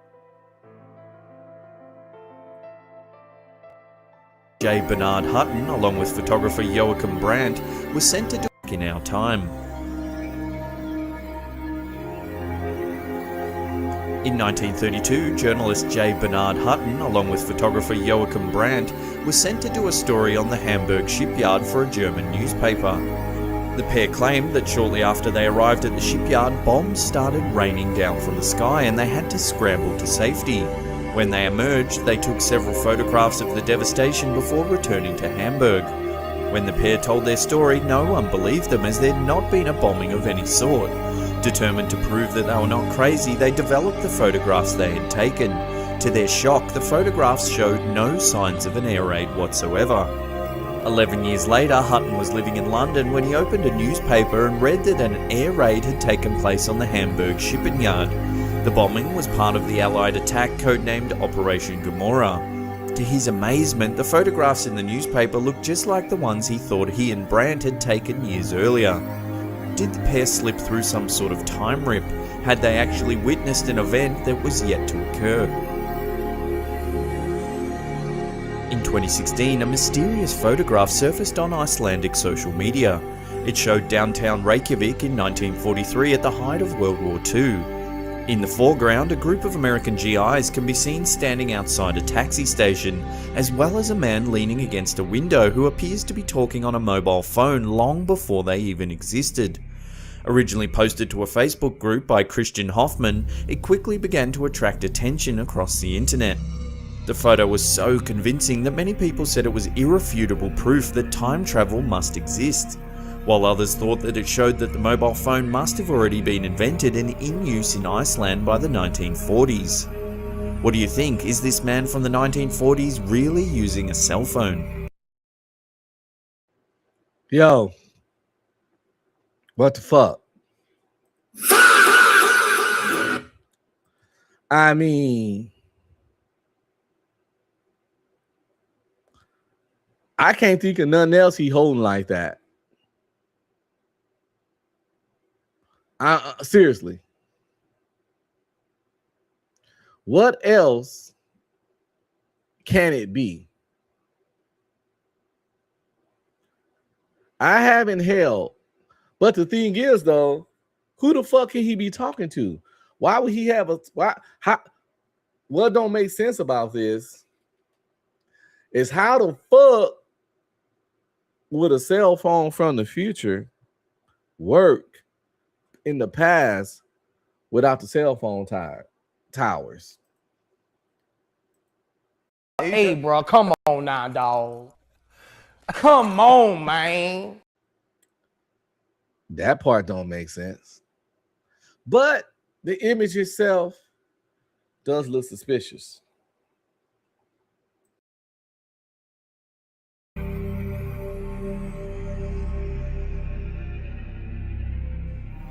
There's been several recorded instances of people seemingly using technology that shouldn't exist at the time. Many believe it to be evidence of time travel. This footage of a woman exiting a DuPont factory was taken in 1928. If you look closely, it appears that she's talking on a mobile phone. This footage was taken from the opening of a Charlie Chaplin film in 1928. As the camera pans in, a lady can be seen walking past chatting on another mobile phone. I agree. If they from the future and time traveling, they could be talking to other people that's time traveling too, and they brought their own little towers, or some kind of way the devices can connect to each other, kind of like how a cell phone, walkie-talkie, hybrid kind of, the device emits its own signal that connect to other people with the devices. I mean, if they got time travel, it's not too far-fetched for them to have something like that to keep their communication up with their time travel agents. Oh, I like that movie Time Cop too. I thought it was pretty cool. I'm just a Jean-Claude Van Damme fan, so you know what I'm saying.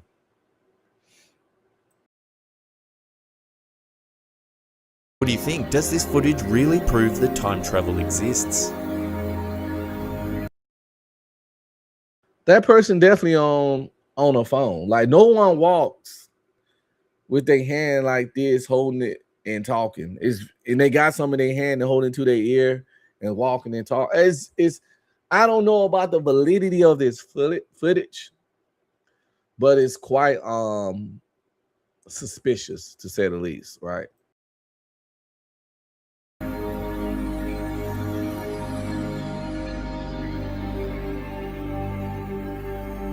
This now famous black and white photo was taken on the day South Fork Bridge reopened in Canada in the early 1940s. Take a look at the man in the middle right of this image.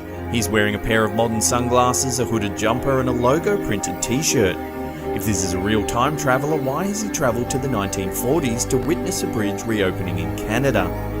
Now I know some of you are thinking that you've seen this photo a million times before, but wait till the number one spot where we'll reveal an extra piece of shocking information. This photo was taken after Brazil's triumph over Czechoslovakia in the final of the 1962 FIFA World Cup. The man holding the trophy is Brazilian player Garrincha, who was voted player of the tournament. If you look directly below him, there's a man who appears to be taking a photo of Garrincha using a mobile phone.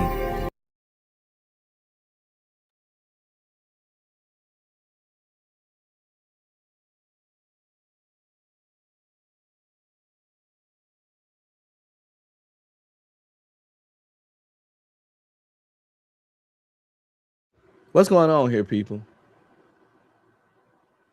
What's going on? Like, what the fuck is this really? Like, seriously.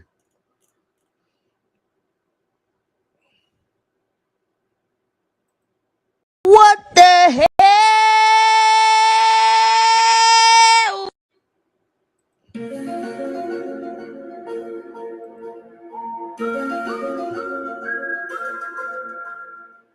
I'm not saying these photos. I just don't know. This is crazy. What the fuck is in that motherfucking hand? He holding it with his thumb. He holding it like everybody else holding their camera with two hands is all bulky. Something ain't right. I'm just saying. Could this be evidence of a time traveller who's travelled back in time to witness this historical sporting occasion? In 1901, Anne Moberly and Eleanor Jourdain, two professors from St Hugh's College in Oxford, England, travelled to France to visit the Palace of Versailles. As they were walking around a small chateau within the grounds known as Petit Trianon, the pair claimed that something very strange happened. They said they were suddenly surrounded by people dressed in 1780s period attire, and that Marie Antoinette herself was sitting on a stool in the gardens.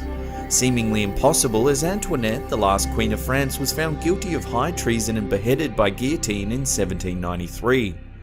The pair then claimed that everyone mysteriously disappeared just as a tour guide approached them. In 1911, the two professors wrote a book titled An Adventure, under the aliases of Elizabeth Morrison and Francis Lamont, that described in detail their bizarre experience. Because of the credibility of the authors and the grounded accounts of which they told their story, it is widely regarded as one of the best pieces of evidence that time slips may actually exist. Did Moberly and Jourdain experience a time slip, or was it some sort of strange hallucination? Let us know what you think could have happened in the comments section below. In 2008, archaeologists opened a sealed tomb in Guangxi, China that supposedly hadn't been disturbed for more than 400 years. Inside the coffin, they discovered a small wristwatch with the time frozen at 10:06. On the back, the word Swiss was engraved.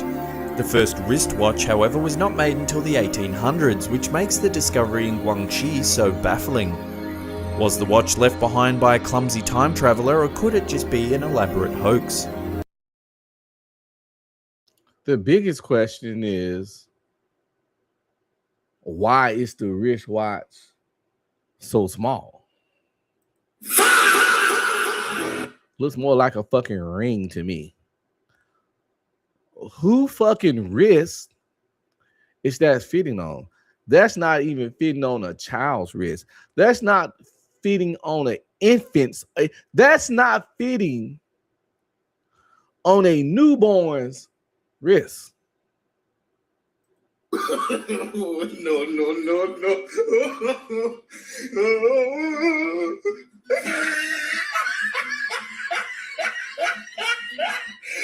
I'm just saying. I'm just fucking saying.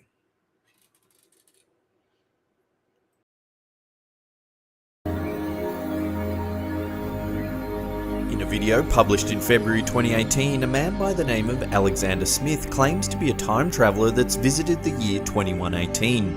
In the video, he says that he's actually one of the first people to ever use time travel technology as part of a top secret CIA mission in 1981. He goes on to say that a group of unnamed people were looking for him and that he was living in hiding. Among other things, Smith claims that by the mid-21st century it's become widely known to the public that intelligent alien life exists. He goes on to say that they've been visiting Earth for a long time and that the government has been keeping it a secret. He also says that while walking around in the year 2118, he came across a statue of a man named Janu Oliver Beck, who he later found out would become President of the United States and is somehow assassinated. At the end of the interview, Smith reaches into his jacket and produces a photo of a city he claims he took while visiting the year 2118. He then mentions that the reason the image is slightly distorted is due to the time travel process. In 2003, a newspaper reported that a man by the name of Andrew Carlson had been arrested on insider trading charges. According to a report by the Security and Exchange Commission, Carlson had turned an initial investment of just $800 into a portfolio worth around $350 million while trading the stock market. All the trades he made were high risk and based on information that he couldn't have known unless he had inside information or was from the future. Carlson was interrogated by the FBI and confessed that he was actually a time traveller from the year 2256. He claimed that his plan was to make several small trades here and there that would go unnoticed, but that he got caught up in the excitement of the situation and ended up making a fortune. The more the FBI pressed him, the more Carlson insisted that he was actually from the future. In an effort to prove his story, Carlson is said to have even told the FBI where Osama bin Laden was hiding, as well as giving them the cure for AIDS. However, the story gets even stranger. In an effort to further prove himself, Carlson offered this photo as proof that he was actually a time traveller. He claimed that he was also witness to the reopening of the South Fork Bridge in Canada in the early 1940s, alongside the mysterious man dressed in modern-day clothes. Carlson pleaded with the authorities to release him so he could return to the year 2256. However, he refused to give up the location of his timecraft for fear of the technology falling into the wrong hands. Shortly after his arrest, a mysterious man posted his bail of $1 million. He was due to appear in court in April of 2003 but disappeared on the way to the hearing. There was no record of an Andrew Carlson existing prior to December 2002, and he was never seen or heard from ever again. Well, that's the end of the episode. Thank you so much for watching and travelling into the future with us. If you're enjoying our content, hit that upward facing thumb,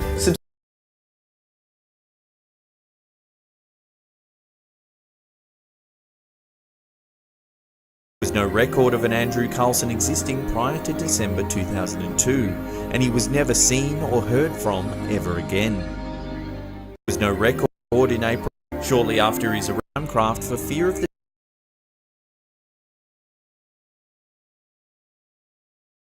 He was also witness to the reopening of the South Fork Bridge in Canada in the early 1940s, alongside the mysterious man dressed in modern-day clothes.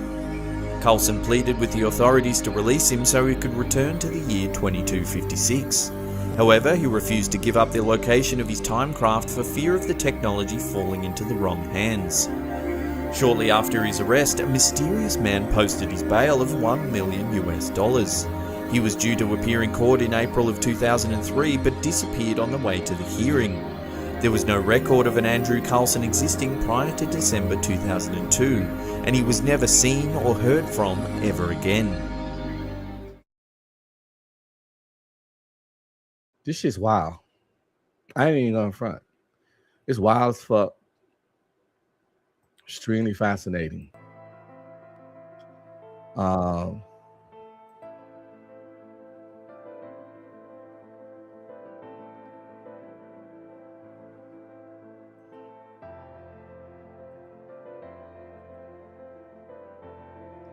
I had a multifaceted show planned to where we was gonna get into lucid dreams, but I might just say this for its own show because I don't want to cover too many theories and concepts. And I've been up here almost 2 hours, and I'm up here solo dolo, and my vocal cords have reached this limit for a few hours till I gotta go recover. Plus, I also got to get prepared for the gym.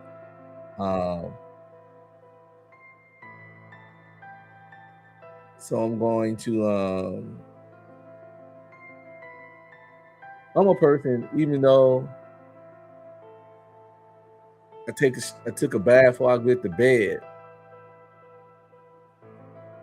and I woke up, brushed my teeth, got ready for the show. I don't feel comfortable going to the gym without taking a bath. I have to take a bath within an hour before I go to the gym, because I can't stand that person that goes to the gym with a since I woke up body. You know what I'm saying? They all day body. I can't stand people that be like, when people be like, I'm going to the gym after work, I'd be like, ugh, you funky fuck. Because you don't work the 8-hour shift, depending on your job. But this in Texas, where you just sweating everywhere. So now you're in the gym extra sweating. Now I'm on a treadmill next to you. I can't push my body because I smell your fucking privates. Fumes coming over my way.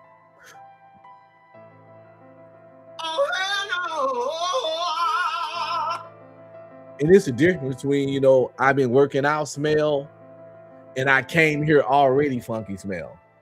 I had walked by people in the gym where ain't no way you smell like this from your workout. Nigga, this is all day funk. This is accumulation of bacteria and funk on you, nigga. I refuse to be that guy. So it's been fun. It's been entertaining to me. I hope y'all learned something or thought outside the box. I hope my goal for this channel is to show the world that people like me, people of color and black people, can talk about things outside of drama, fucking, partying, fighting, outside of niggatry. I'm out here looking for my tribe of people. Because don't get me wrong, I'm a bandit, I can get into that shit too. But I know it's some people out there that's not all they into. And if I can't find those people, I hope I can create/inspire people that's not those people to open up their mind a little bit and become that kind of person. We don't have to be one-dimensional. We don't have to be one-trick ponies.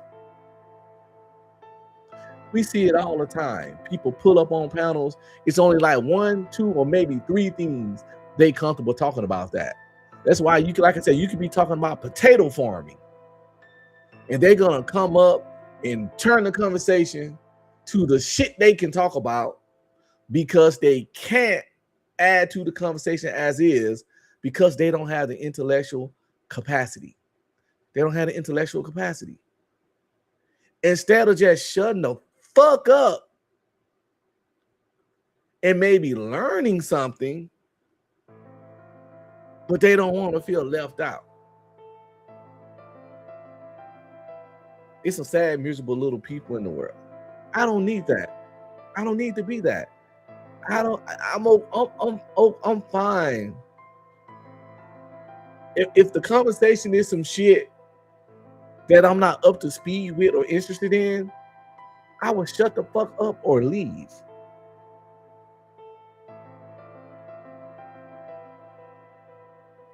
And I don't need to come in here and switch the shit up. But I rarely have that problem because I can talk about shit like I talked about today. I could talk about the partying and the traveling and the bitches and the hoes and all that shit from my past. I could talk about my understanding of the game if I'm just keeping my fucking nose to the ground, my ears to the ground, and the fact that even though I'm married, I'm not gay, dead, deaf, dumb, or blind. I still go outside. I still interact with people of the opposite sex that's not my wife. Not intimately, but I'm not gonna walk around terrified to talk to women. Number one, my wife's not insecure like that because she's pretty, successful, sexy, confident. She know who she married. She knows she married a extroverted man that's a social person. So I don't have to sneak and talk. If I'm sitting at a bar and a woman sitting next to me, I'm not gonna look straight ahead. I'm like, hey, how you doing? We're gonna start small talking. If she start going to a certain level, I'm gonna have to let her know what's up as far as like, you know, I'm smoking for, obviously. But in casual conversation, you'll be amazed how you could talk to a person for 30 minutes and they're not gonna ask you your fucking dating status. It doesn't come up. It's just everybody ain't out there fishing, looking. Some people just conversing.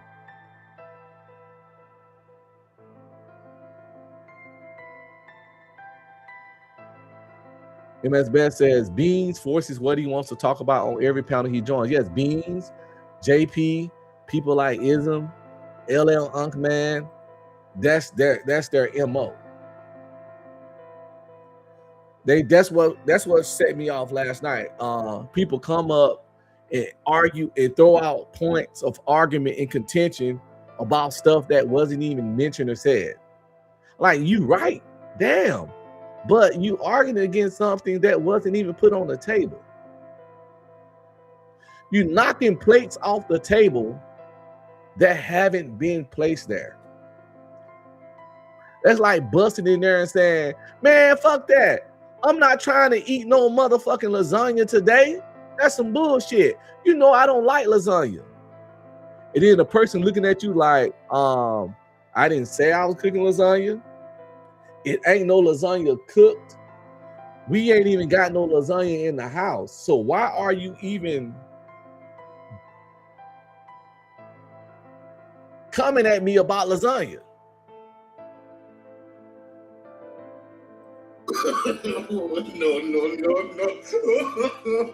No. But that's what people do when they can't add to the conversation. They want to create contention, and all they know how to do is argue because they can't say anything intellectual, and they only can argue about in a very specific way. I can debate or argue or converse about anything from I can talk about people with signs, real signs, theoretical signs, religion, politics, movies, books, fitness, health, comic books, cartoons,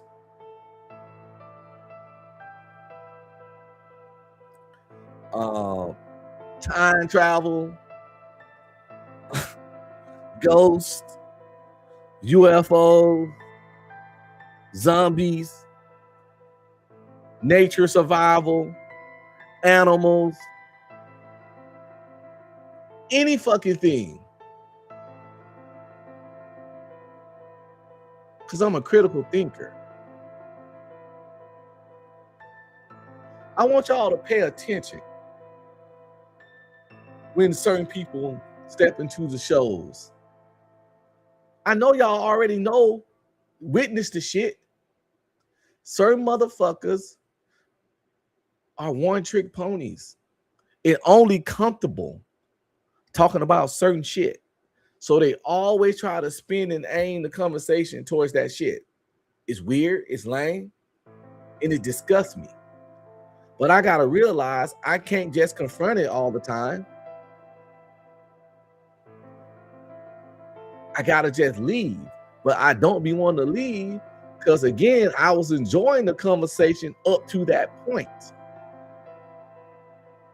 And I would hope that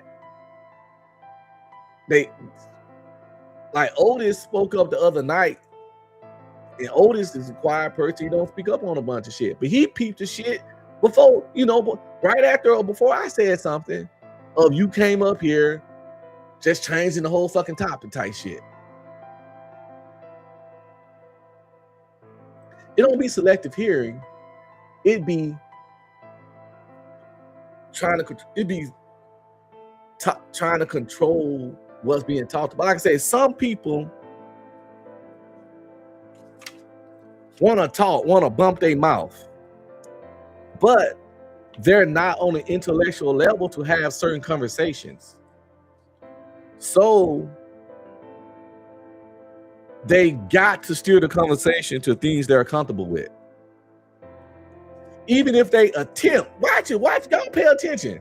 Even when they attempt to talk about something in another way, they got a very short time frame they can do it before they insert they fuckery into it. No.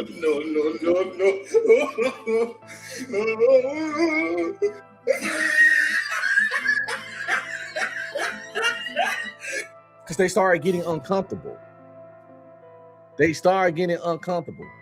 But if you're uncomfortable in the top of that deal, shut the fuck. Listen, yo. Don't try to fuck up everybody else talking about some shit because you got low bandwidth. That's all I'm saying. This shit aggravates the fuck. It's aggy as fuck.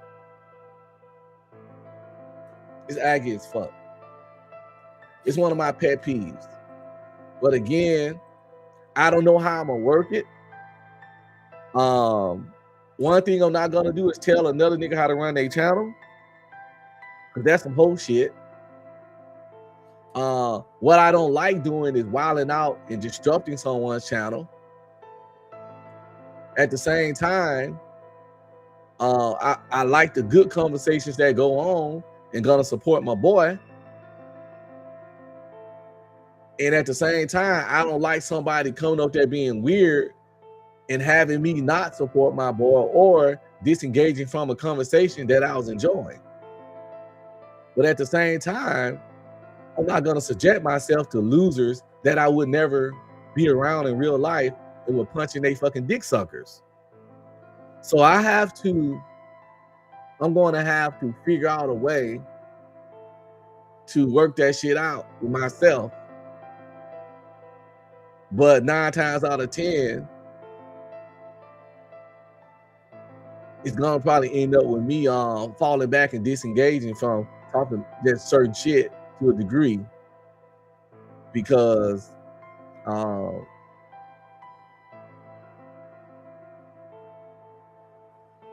I be having other shit to do besides argue with a nigga. I really do. I got a whole book I could be writing sometimes. Straight up. Anyway, where I was gonna do something before I get out of here. What was it? Oh, yeah.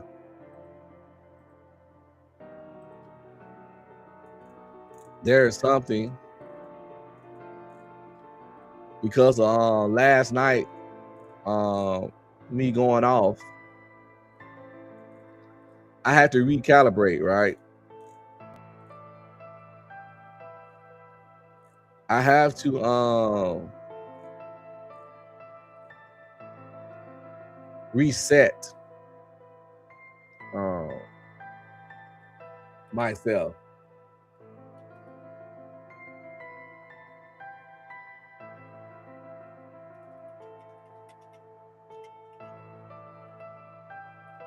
Right?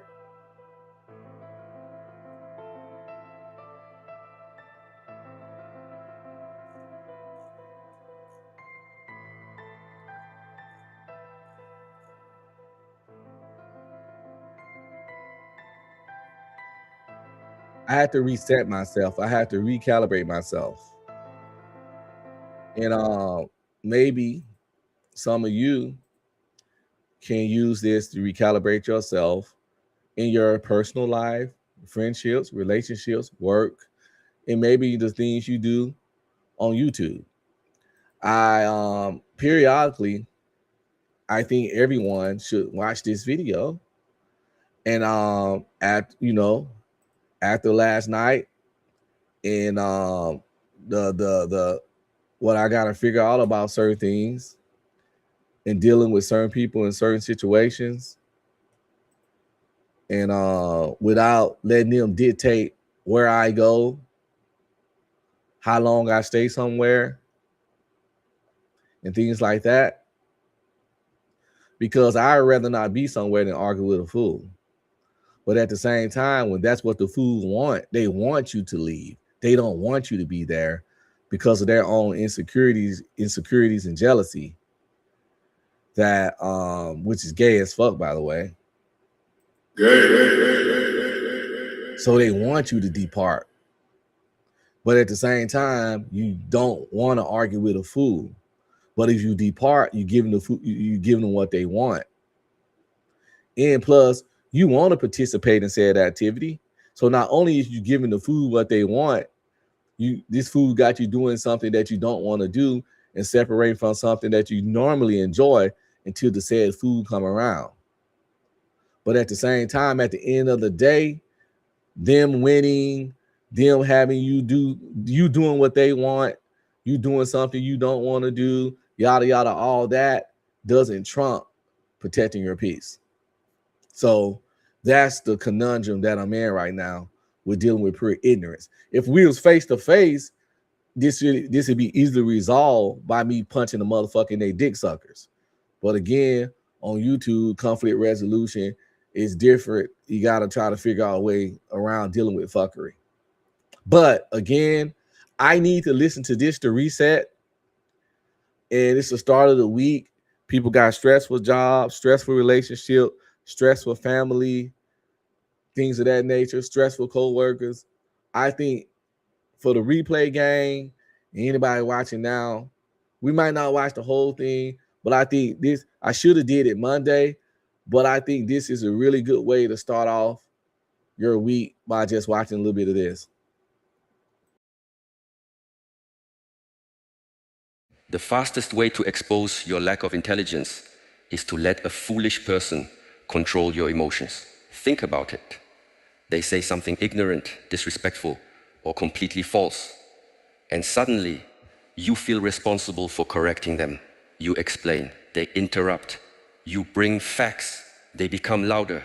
You stay longer than you should, trying to make sense, enter a mind that has already chosen pride. And before you realize it, they have stolen your time, your focus, and your peace. This is the trap. Stupid people do not always defeat intelligent people with better arguments. Sometimes they defeat them by dragging them into pointless ones. The real test of intelligence is not how quickly you can prove someone wrong. It is how quickly you can recognize when a conversation no longer deserves you. Because some people do not want truth. They want reaction, they want attention. They want to pull you down to a level where noise feels like victory. But once you learn how truly intelligent people respond, you stop fighting every battle. You become calm, you become precise, and most importantly, you become impossible to control. The most dangerous person in the room is not always the loudest, the strongest, or the most powerful. Sometimes it is the person who is completely wrong, yet completely certain. They interrupt before they understand. They attack what they cannot explain. They turn every conversation into a contest and every disagreement into an insult. And when you meet someone like this, your first instinct may be to correct them, expose them, or prove that you are smarter. But that instinct can become a trap, because the moment you enter a pointless battle, you give another person control over your time, your energy, and your peace. Intelligence is not revealed by how quickly you defeat a foolish argument. It is revealed by how wisely you decide which arguments deserve your presence.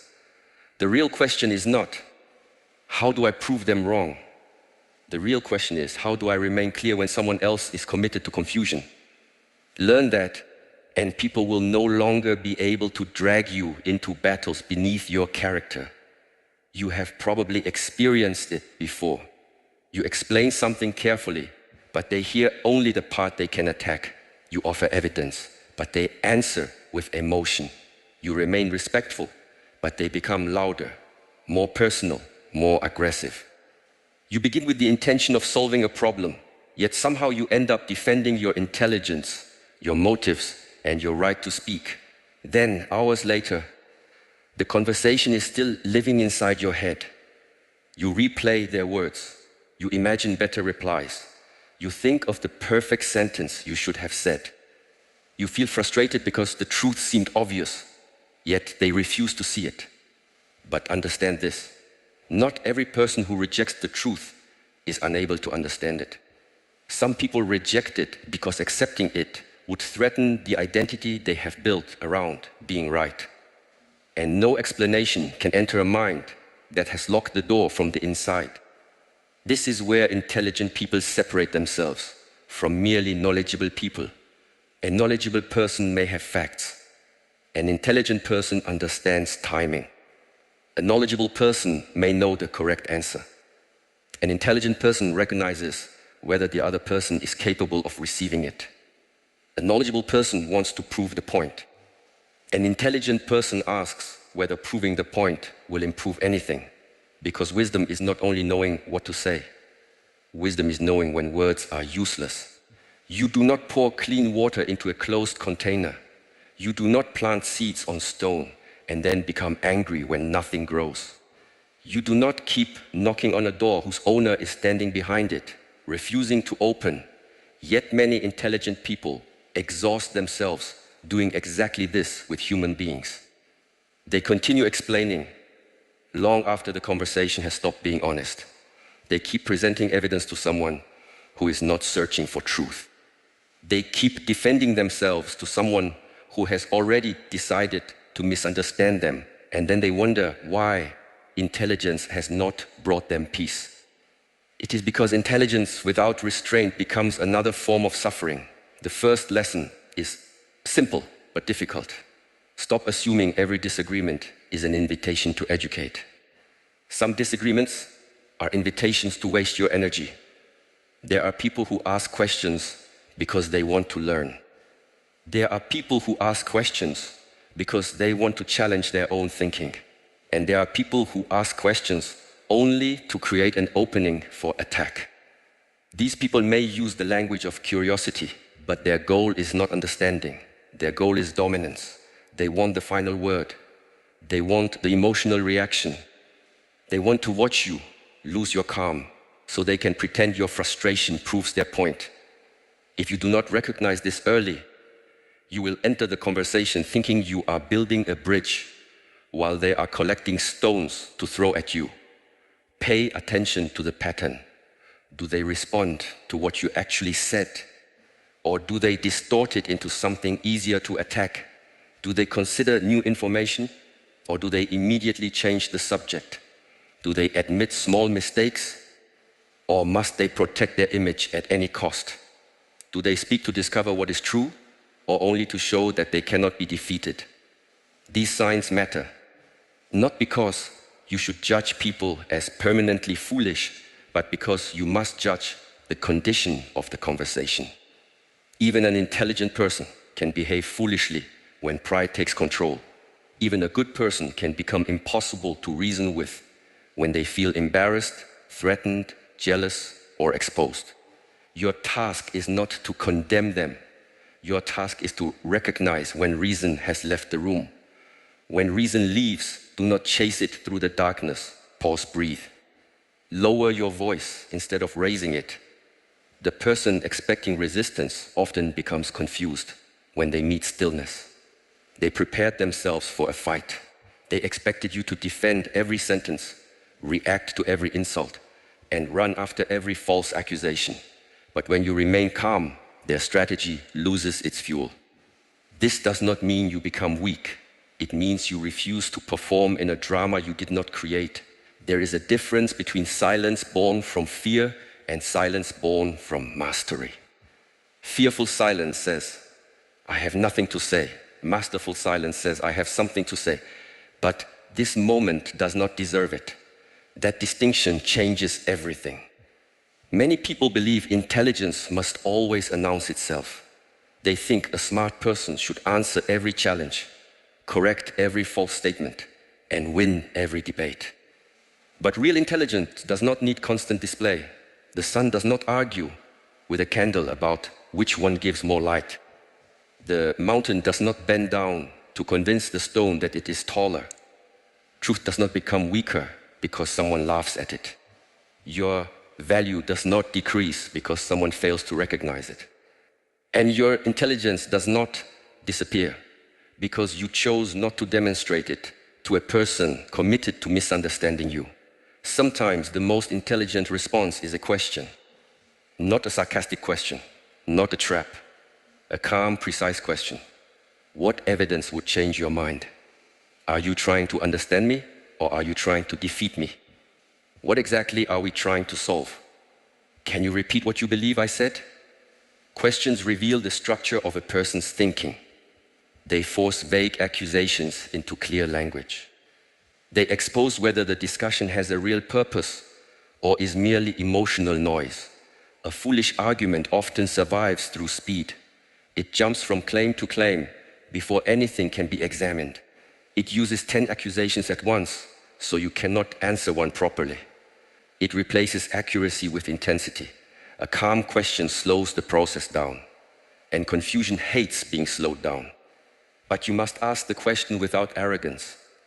The moment your question becomes a weapon, you are no longer seeking clarity.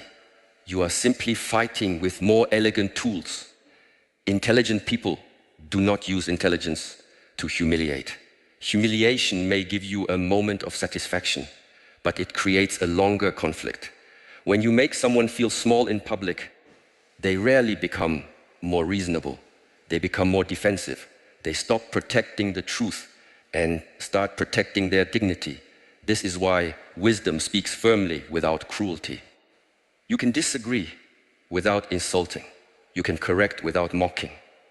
You can leave without creating a scene. You can protect your boundaries without needing the other person to feel defeated. The goal is not to prove that you are above them. The goal is to avoid falling below yourself. There will be moments when you are tempted to show everyone exactly how foolish another person is. Perhaps they lied about you. Perhaps they misrepresented your work. Perhaps they spoke with confidence about something they did not understand. You may feel that silence allows them to win, but winning is not always what it appears to be. A person can win an argument and lose respect. A person can receive applause and still be wrong. A person can silence others and still reveal their own insecurity. And you can appear to lose a conversation while protecting your peace, your reputation, and your future. Time has a way of revealing what noise tries to hide. You do not need to pull every mask off with your own hands. Some masks become too heavy for the wearer and eventually fall on their own. Let patterns speak. Let consistency speak. Let your work speak. Let your calm become evidence. This is especially important in workplaces, families, friendships, and relationships where you cannot simply walk away forever. You may have to continue seeing the person. You may have to cooperate with them. You may have responsibilities that require communication. In such situations, reduce the conversation to what is necessary. Do not give 10 explanations when 2 sentences will do. Do not reveal your deepest emotions to someone who repeatedly uses them against you. Do not discuss complex ideas with a person who converts every difference into disrespect. Be clear, be brief, be factual. Here is what was agreed. Here is what I can do. Here is what I cannot accept. Here is the next step. Clarity is a boundary. The more chaotic the person, the more disciplined your language must become. Do not over-explain. Over-explaining often begins with a noble intention. You want to prevent misunderstanding. You want to make sure they see your heart. You want to show that you meant no harm. But to the wrong person, every extra explanation becomes new material to twist. You give them one reason and they challenge it. You give them 5 more and they challenge those 2. Soon you are no longer communicating. You are pleading for permission to be understood. Stop. You are allowed to state your position without writing a book in its defense. You are allowed to say no without decorating it with guilt. You are allowed to leave a conversation that has become disrespectful. You are allowed to protect your mind from people who treat confusion like a weapon. An intelligent person understands that access is earned. Not everyone deserves unlimited access to your thoughts, your time, or your emotional energy. Some people can receive your honesty with maturity. Others collect your words and return them as ammunition. Discernment is not coldness, it is responsible generosity. You would not hand a fragile instrument to someone who keeps throwing things on the floor. In the same way, do not hand your deepest truths to someone who has shown no respect for them. You can still be kind, you can still be civil, but kindness does not require emotional exposure. Forgiveness does not require closeness. Understanding someone's wounds does not require you to become the place where they continue causing wounds. This is one of the hardest lessons for compassionate, intelligent people. They often see the reason behind another person's behavior. They understand the insecurity, the childhood pain, the fear of rejection, the need for control. And because they understand, they tolerate what they should confront. But explanation is not permission. You can understand why a person behaves badly and still refuse to accept the behavior. A storm may have a scientific explanation, but you still close the windows. A fire may have a cause, but you still move away from the flames. Compassion without boundaries becomes self-abandonment. The intelligent response is not hatred. It is distance with understanding. Sometimes physical distance, sometimes emotional distance, sometimes simply the distance created by refusing to react. Reaction is a form of access. When anyone can provoke you whenever they choose, they possess a remote control to your nervous system. They press a button and anger appears. They press another and you begin defending yourself. They press again and you lose an entire evening replaying the interaction. This is not freedom. Freedom begins when the button stops working. That does not mean you feel nothing. You are human. Words can sting. Disrespect can hurt. False accusations can create anger. But there is a space between feeling and acting. Intelligent people train inside that space. They feel the heat rising. They notice the urge to attack. They hear the perfect cruel sentence forming. Then they wait, 1 breath, 2 breaths, a few seconds of silence. That pause may protect a relationship, a career, a reputation, or an entire future. Never underestimate what can be saved by 5 seconds of self-control. The foolish person may call your calmness weakness. Let them. People often mislabel what they cannot understand. They call restraint fear because they have never experienced strength without aggression. They call silence defeat because they cannot imagine confidence without performance. They call patience passivity because they confuse movement with progress. You do not need to correct every label placed on you. You only need to ensure that the label does not become your identity. Know yourself well enough that another person's temporary opinion cannot rewrite your inner truth. This requires humility, because sometimes the person you consider foolish is not entirely wrong. This is where real intelligence becomes uncomfortable. It is easy to stay calm when you know the other person is mistaken. It is much harder to remain open when their clumsy words contain a truth you do not want to hear. A person may speak badly and still reveal something useful. Their delivery may be emotional. Their reasoning may be incomplete. Their tone may be unpleasant. But hidden inside the noise, there may be one sentence worth examining. Do not reject truth because it arrived through an imperfect messenger. Intelligent people separate the message from the method. They ask, is there anything here I need to learn? They do not surrender their dignity. They do not excuse disrespect, but they remain teachable. Because the moment you believe foolishness belongs only to other people, it begins growing inside you. Pride is one of the fastest ways intelligence becomes stupidity. The mind becomes dangerous when it stops questioning itself. Education can make this worse if knowledge becomes an identity. The more a person knows, the more skilled they may become at defending their own errors. They can build complex arguments around simple pride. They can use impressive words to protect an unexamined belief. They can confuse being informed with being wise. So, when dealing with an unreasonable person, watch yourself carefully. Do not become a mirror of what you dislike. Do not let their arrogance awaken yours. Do not let their shouting convince you to shout more intelligently. The battle is not only between you and them. The deeper battle is between your awareness and your ego. Your ego wants victory. Your awareness wants clarity. Your ego wants the audience to know you were right. Your awareness wants to know whether the conversation is worth continuing. Your ego says, do not let them get away with that. Your awareness asks, what will this cost me if I continue? Listen to awareness. There are 4 outcomes to most difficult conversations. You may reach understanding. You may establish a boundary. You may agree to disagree. Or you may discover that continuing is useless. All 4 can be successful outcomes. Do not measure success only by whether the other person admits you were right. Some people would rather destroy the relationship than speak the sentence, I was mistaken. Their admission is not necessary for your peace. Closure does not always come from the other person. Sometimes closure is the moment you stop waiting for maturity from someone who has repeatedly shown you their limits. You stop asking the same locked door to open.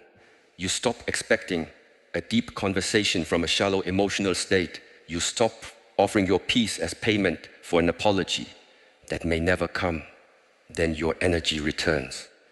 You begin to understand that your attention is one of your most valuable possessions.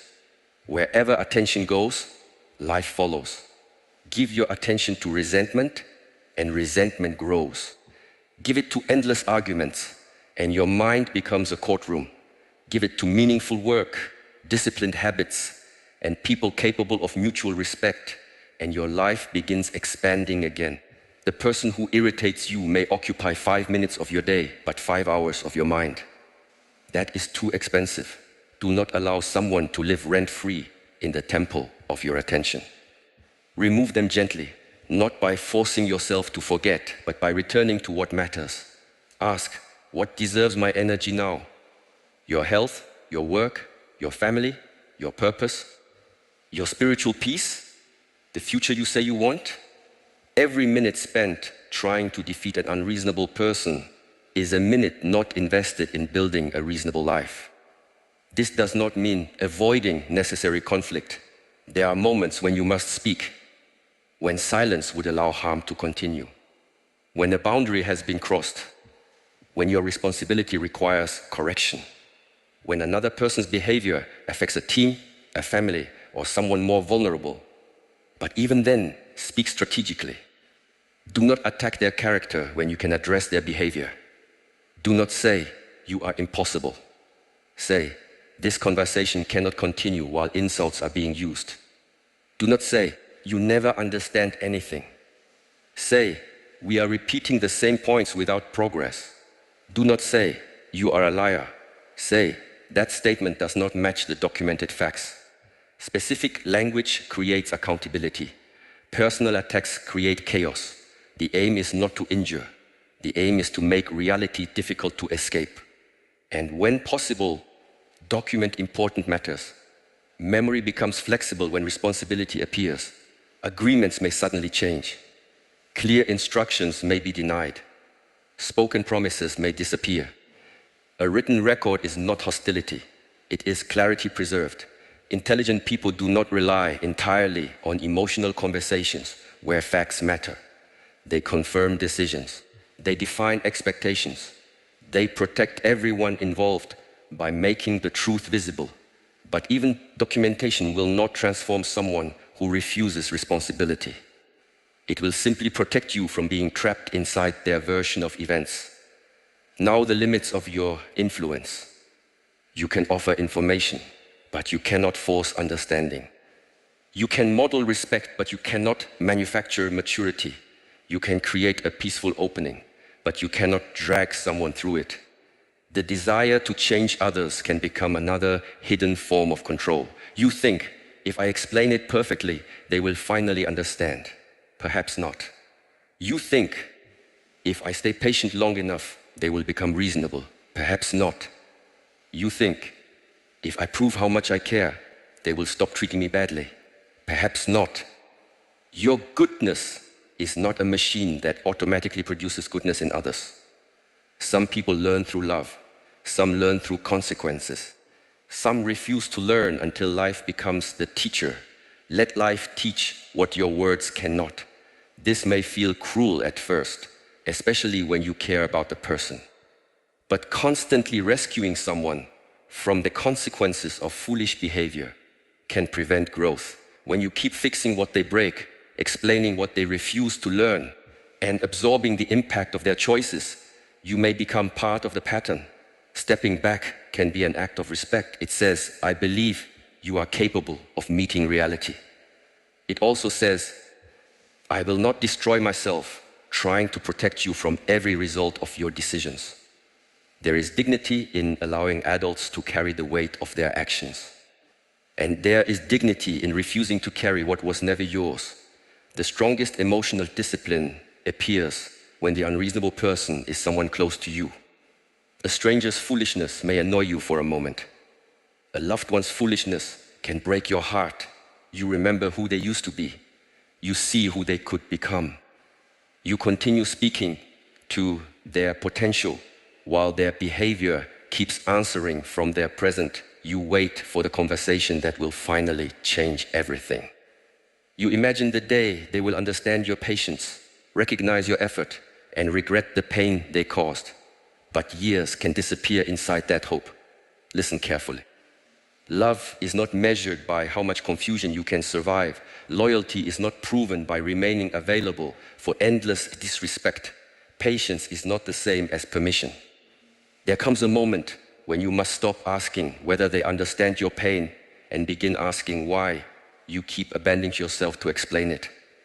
That question may hurt, but some truths must hurt before they heal. You may have spent so long trying to be understood that you no longer understand yourself. You have adjusted your tone, softened your needs, hidden your anger, and reduced your expectations. You have become an expert in managing their reactions and a stranger to your own peace. This is not intelligence. This is survival disguised as wisdom. Real wisdom does not require you to disappear. You can be calm and still say enough. You can be compassionate and still leave. You can forgive and still refuse another conversation. You can wish someone well from a distance they can no longer cross. Sometimes the most intelligent way to deal with foolish behavior is to remove the audience.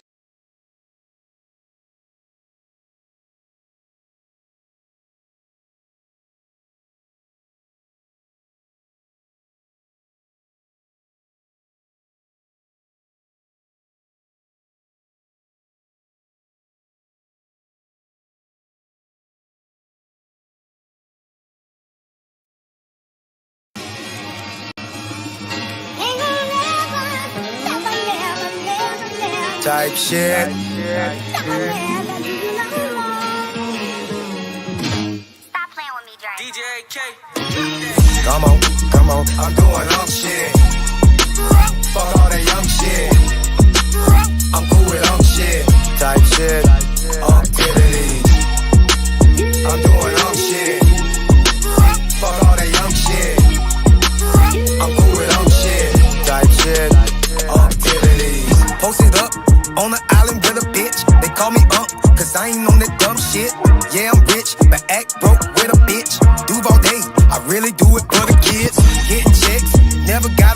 y'all. No Viagra, dick still get hard. I can make your auntie swipe a credit card. OG in the game, realest that you ever. Aunties get down on the floor. Show these poor ass hoes how it go. Back it up like Freak Week 94. Is she under 24? It's a no. Come on, come on, I'm doing all shit. Fuck all that young shit. I'm cool with all shit. Type shit. Activity. I'm doing all shit. Fuck all that young shit. I'm cool with all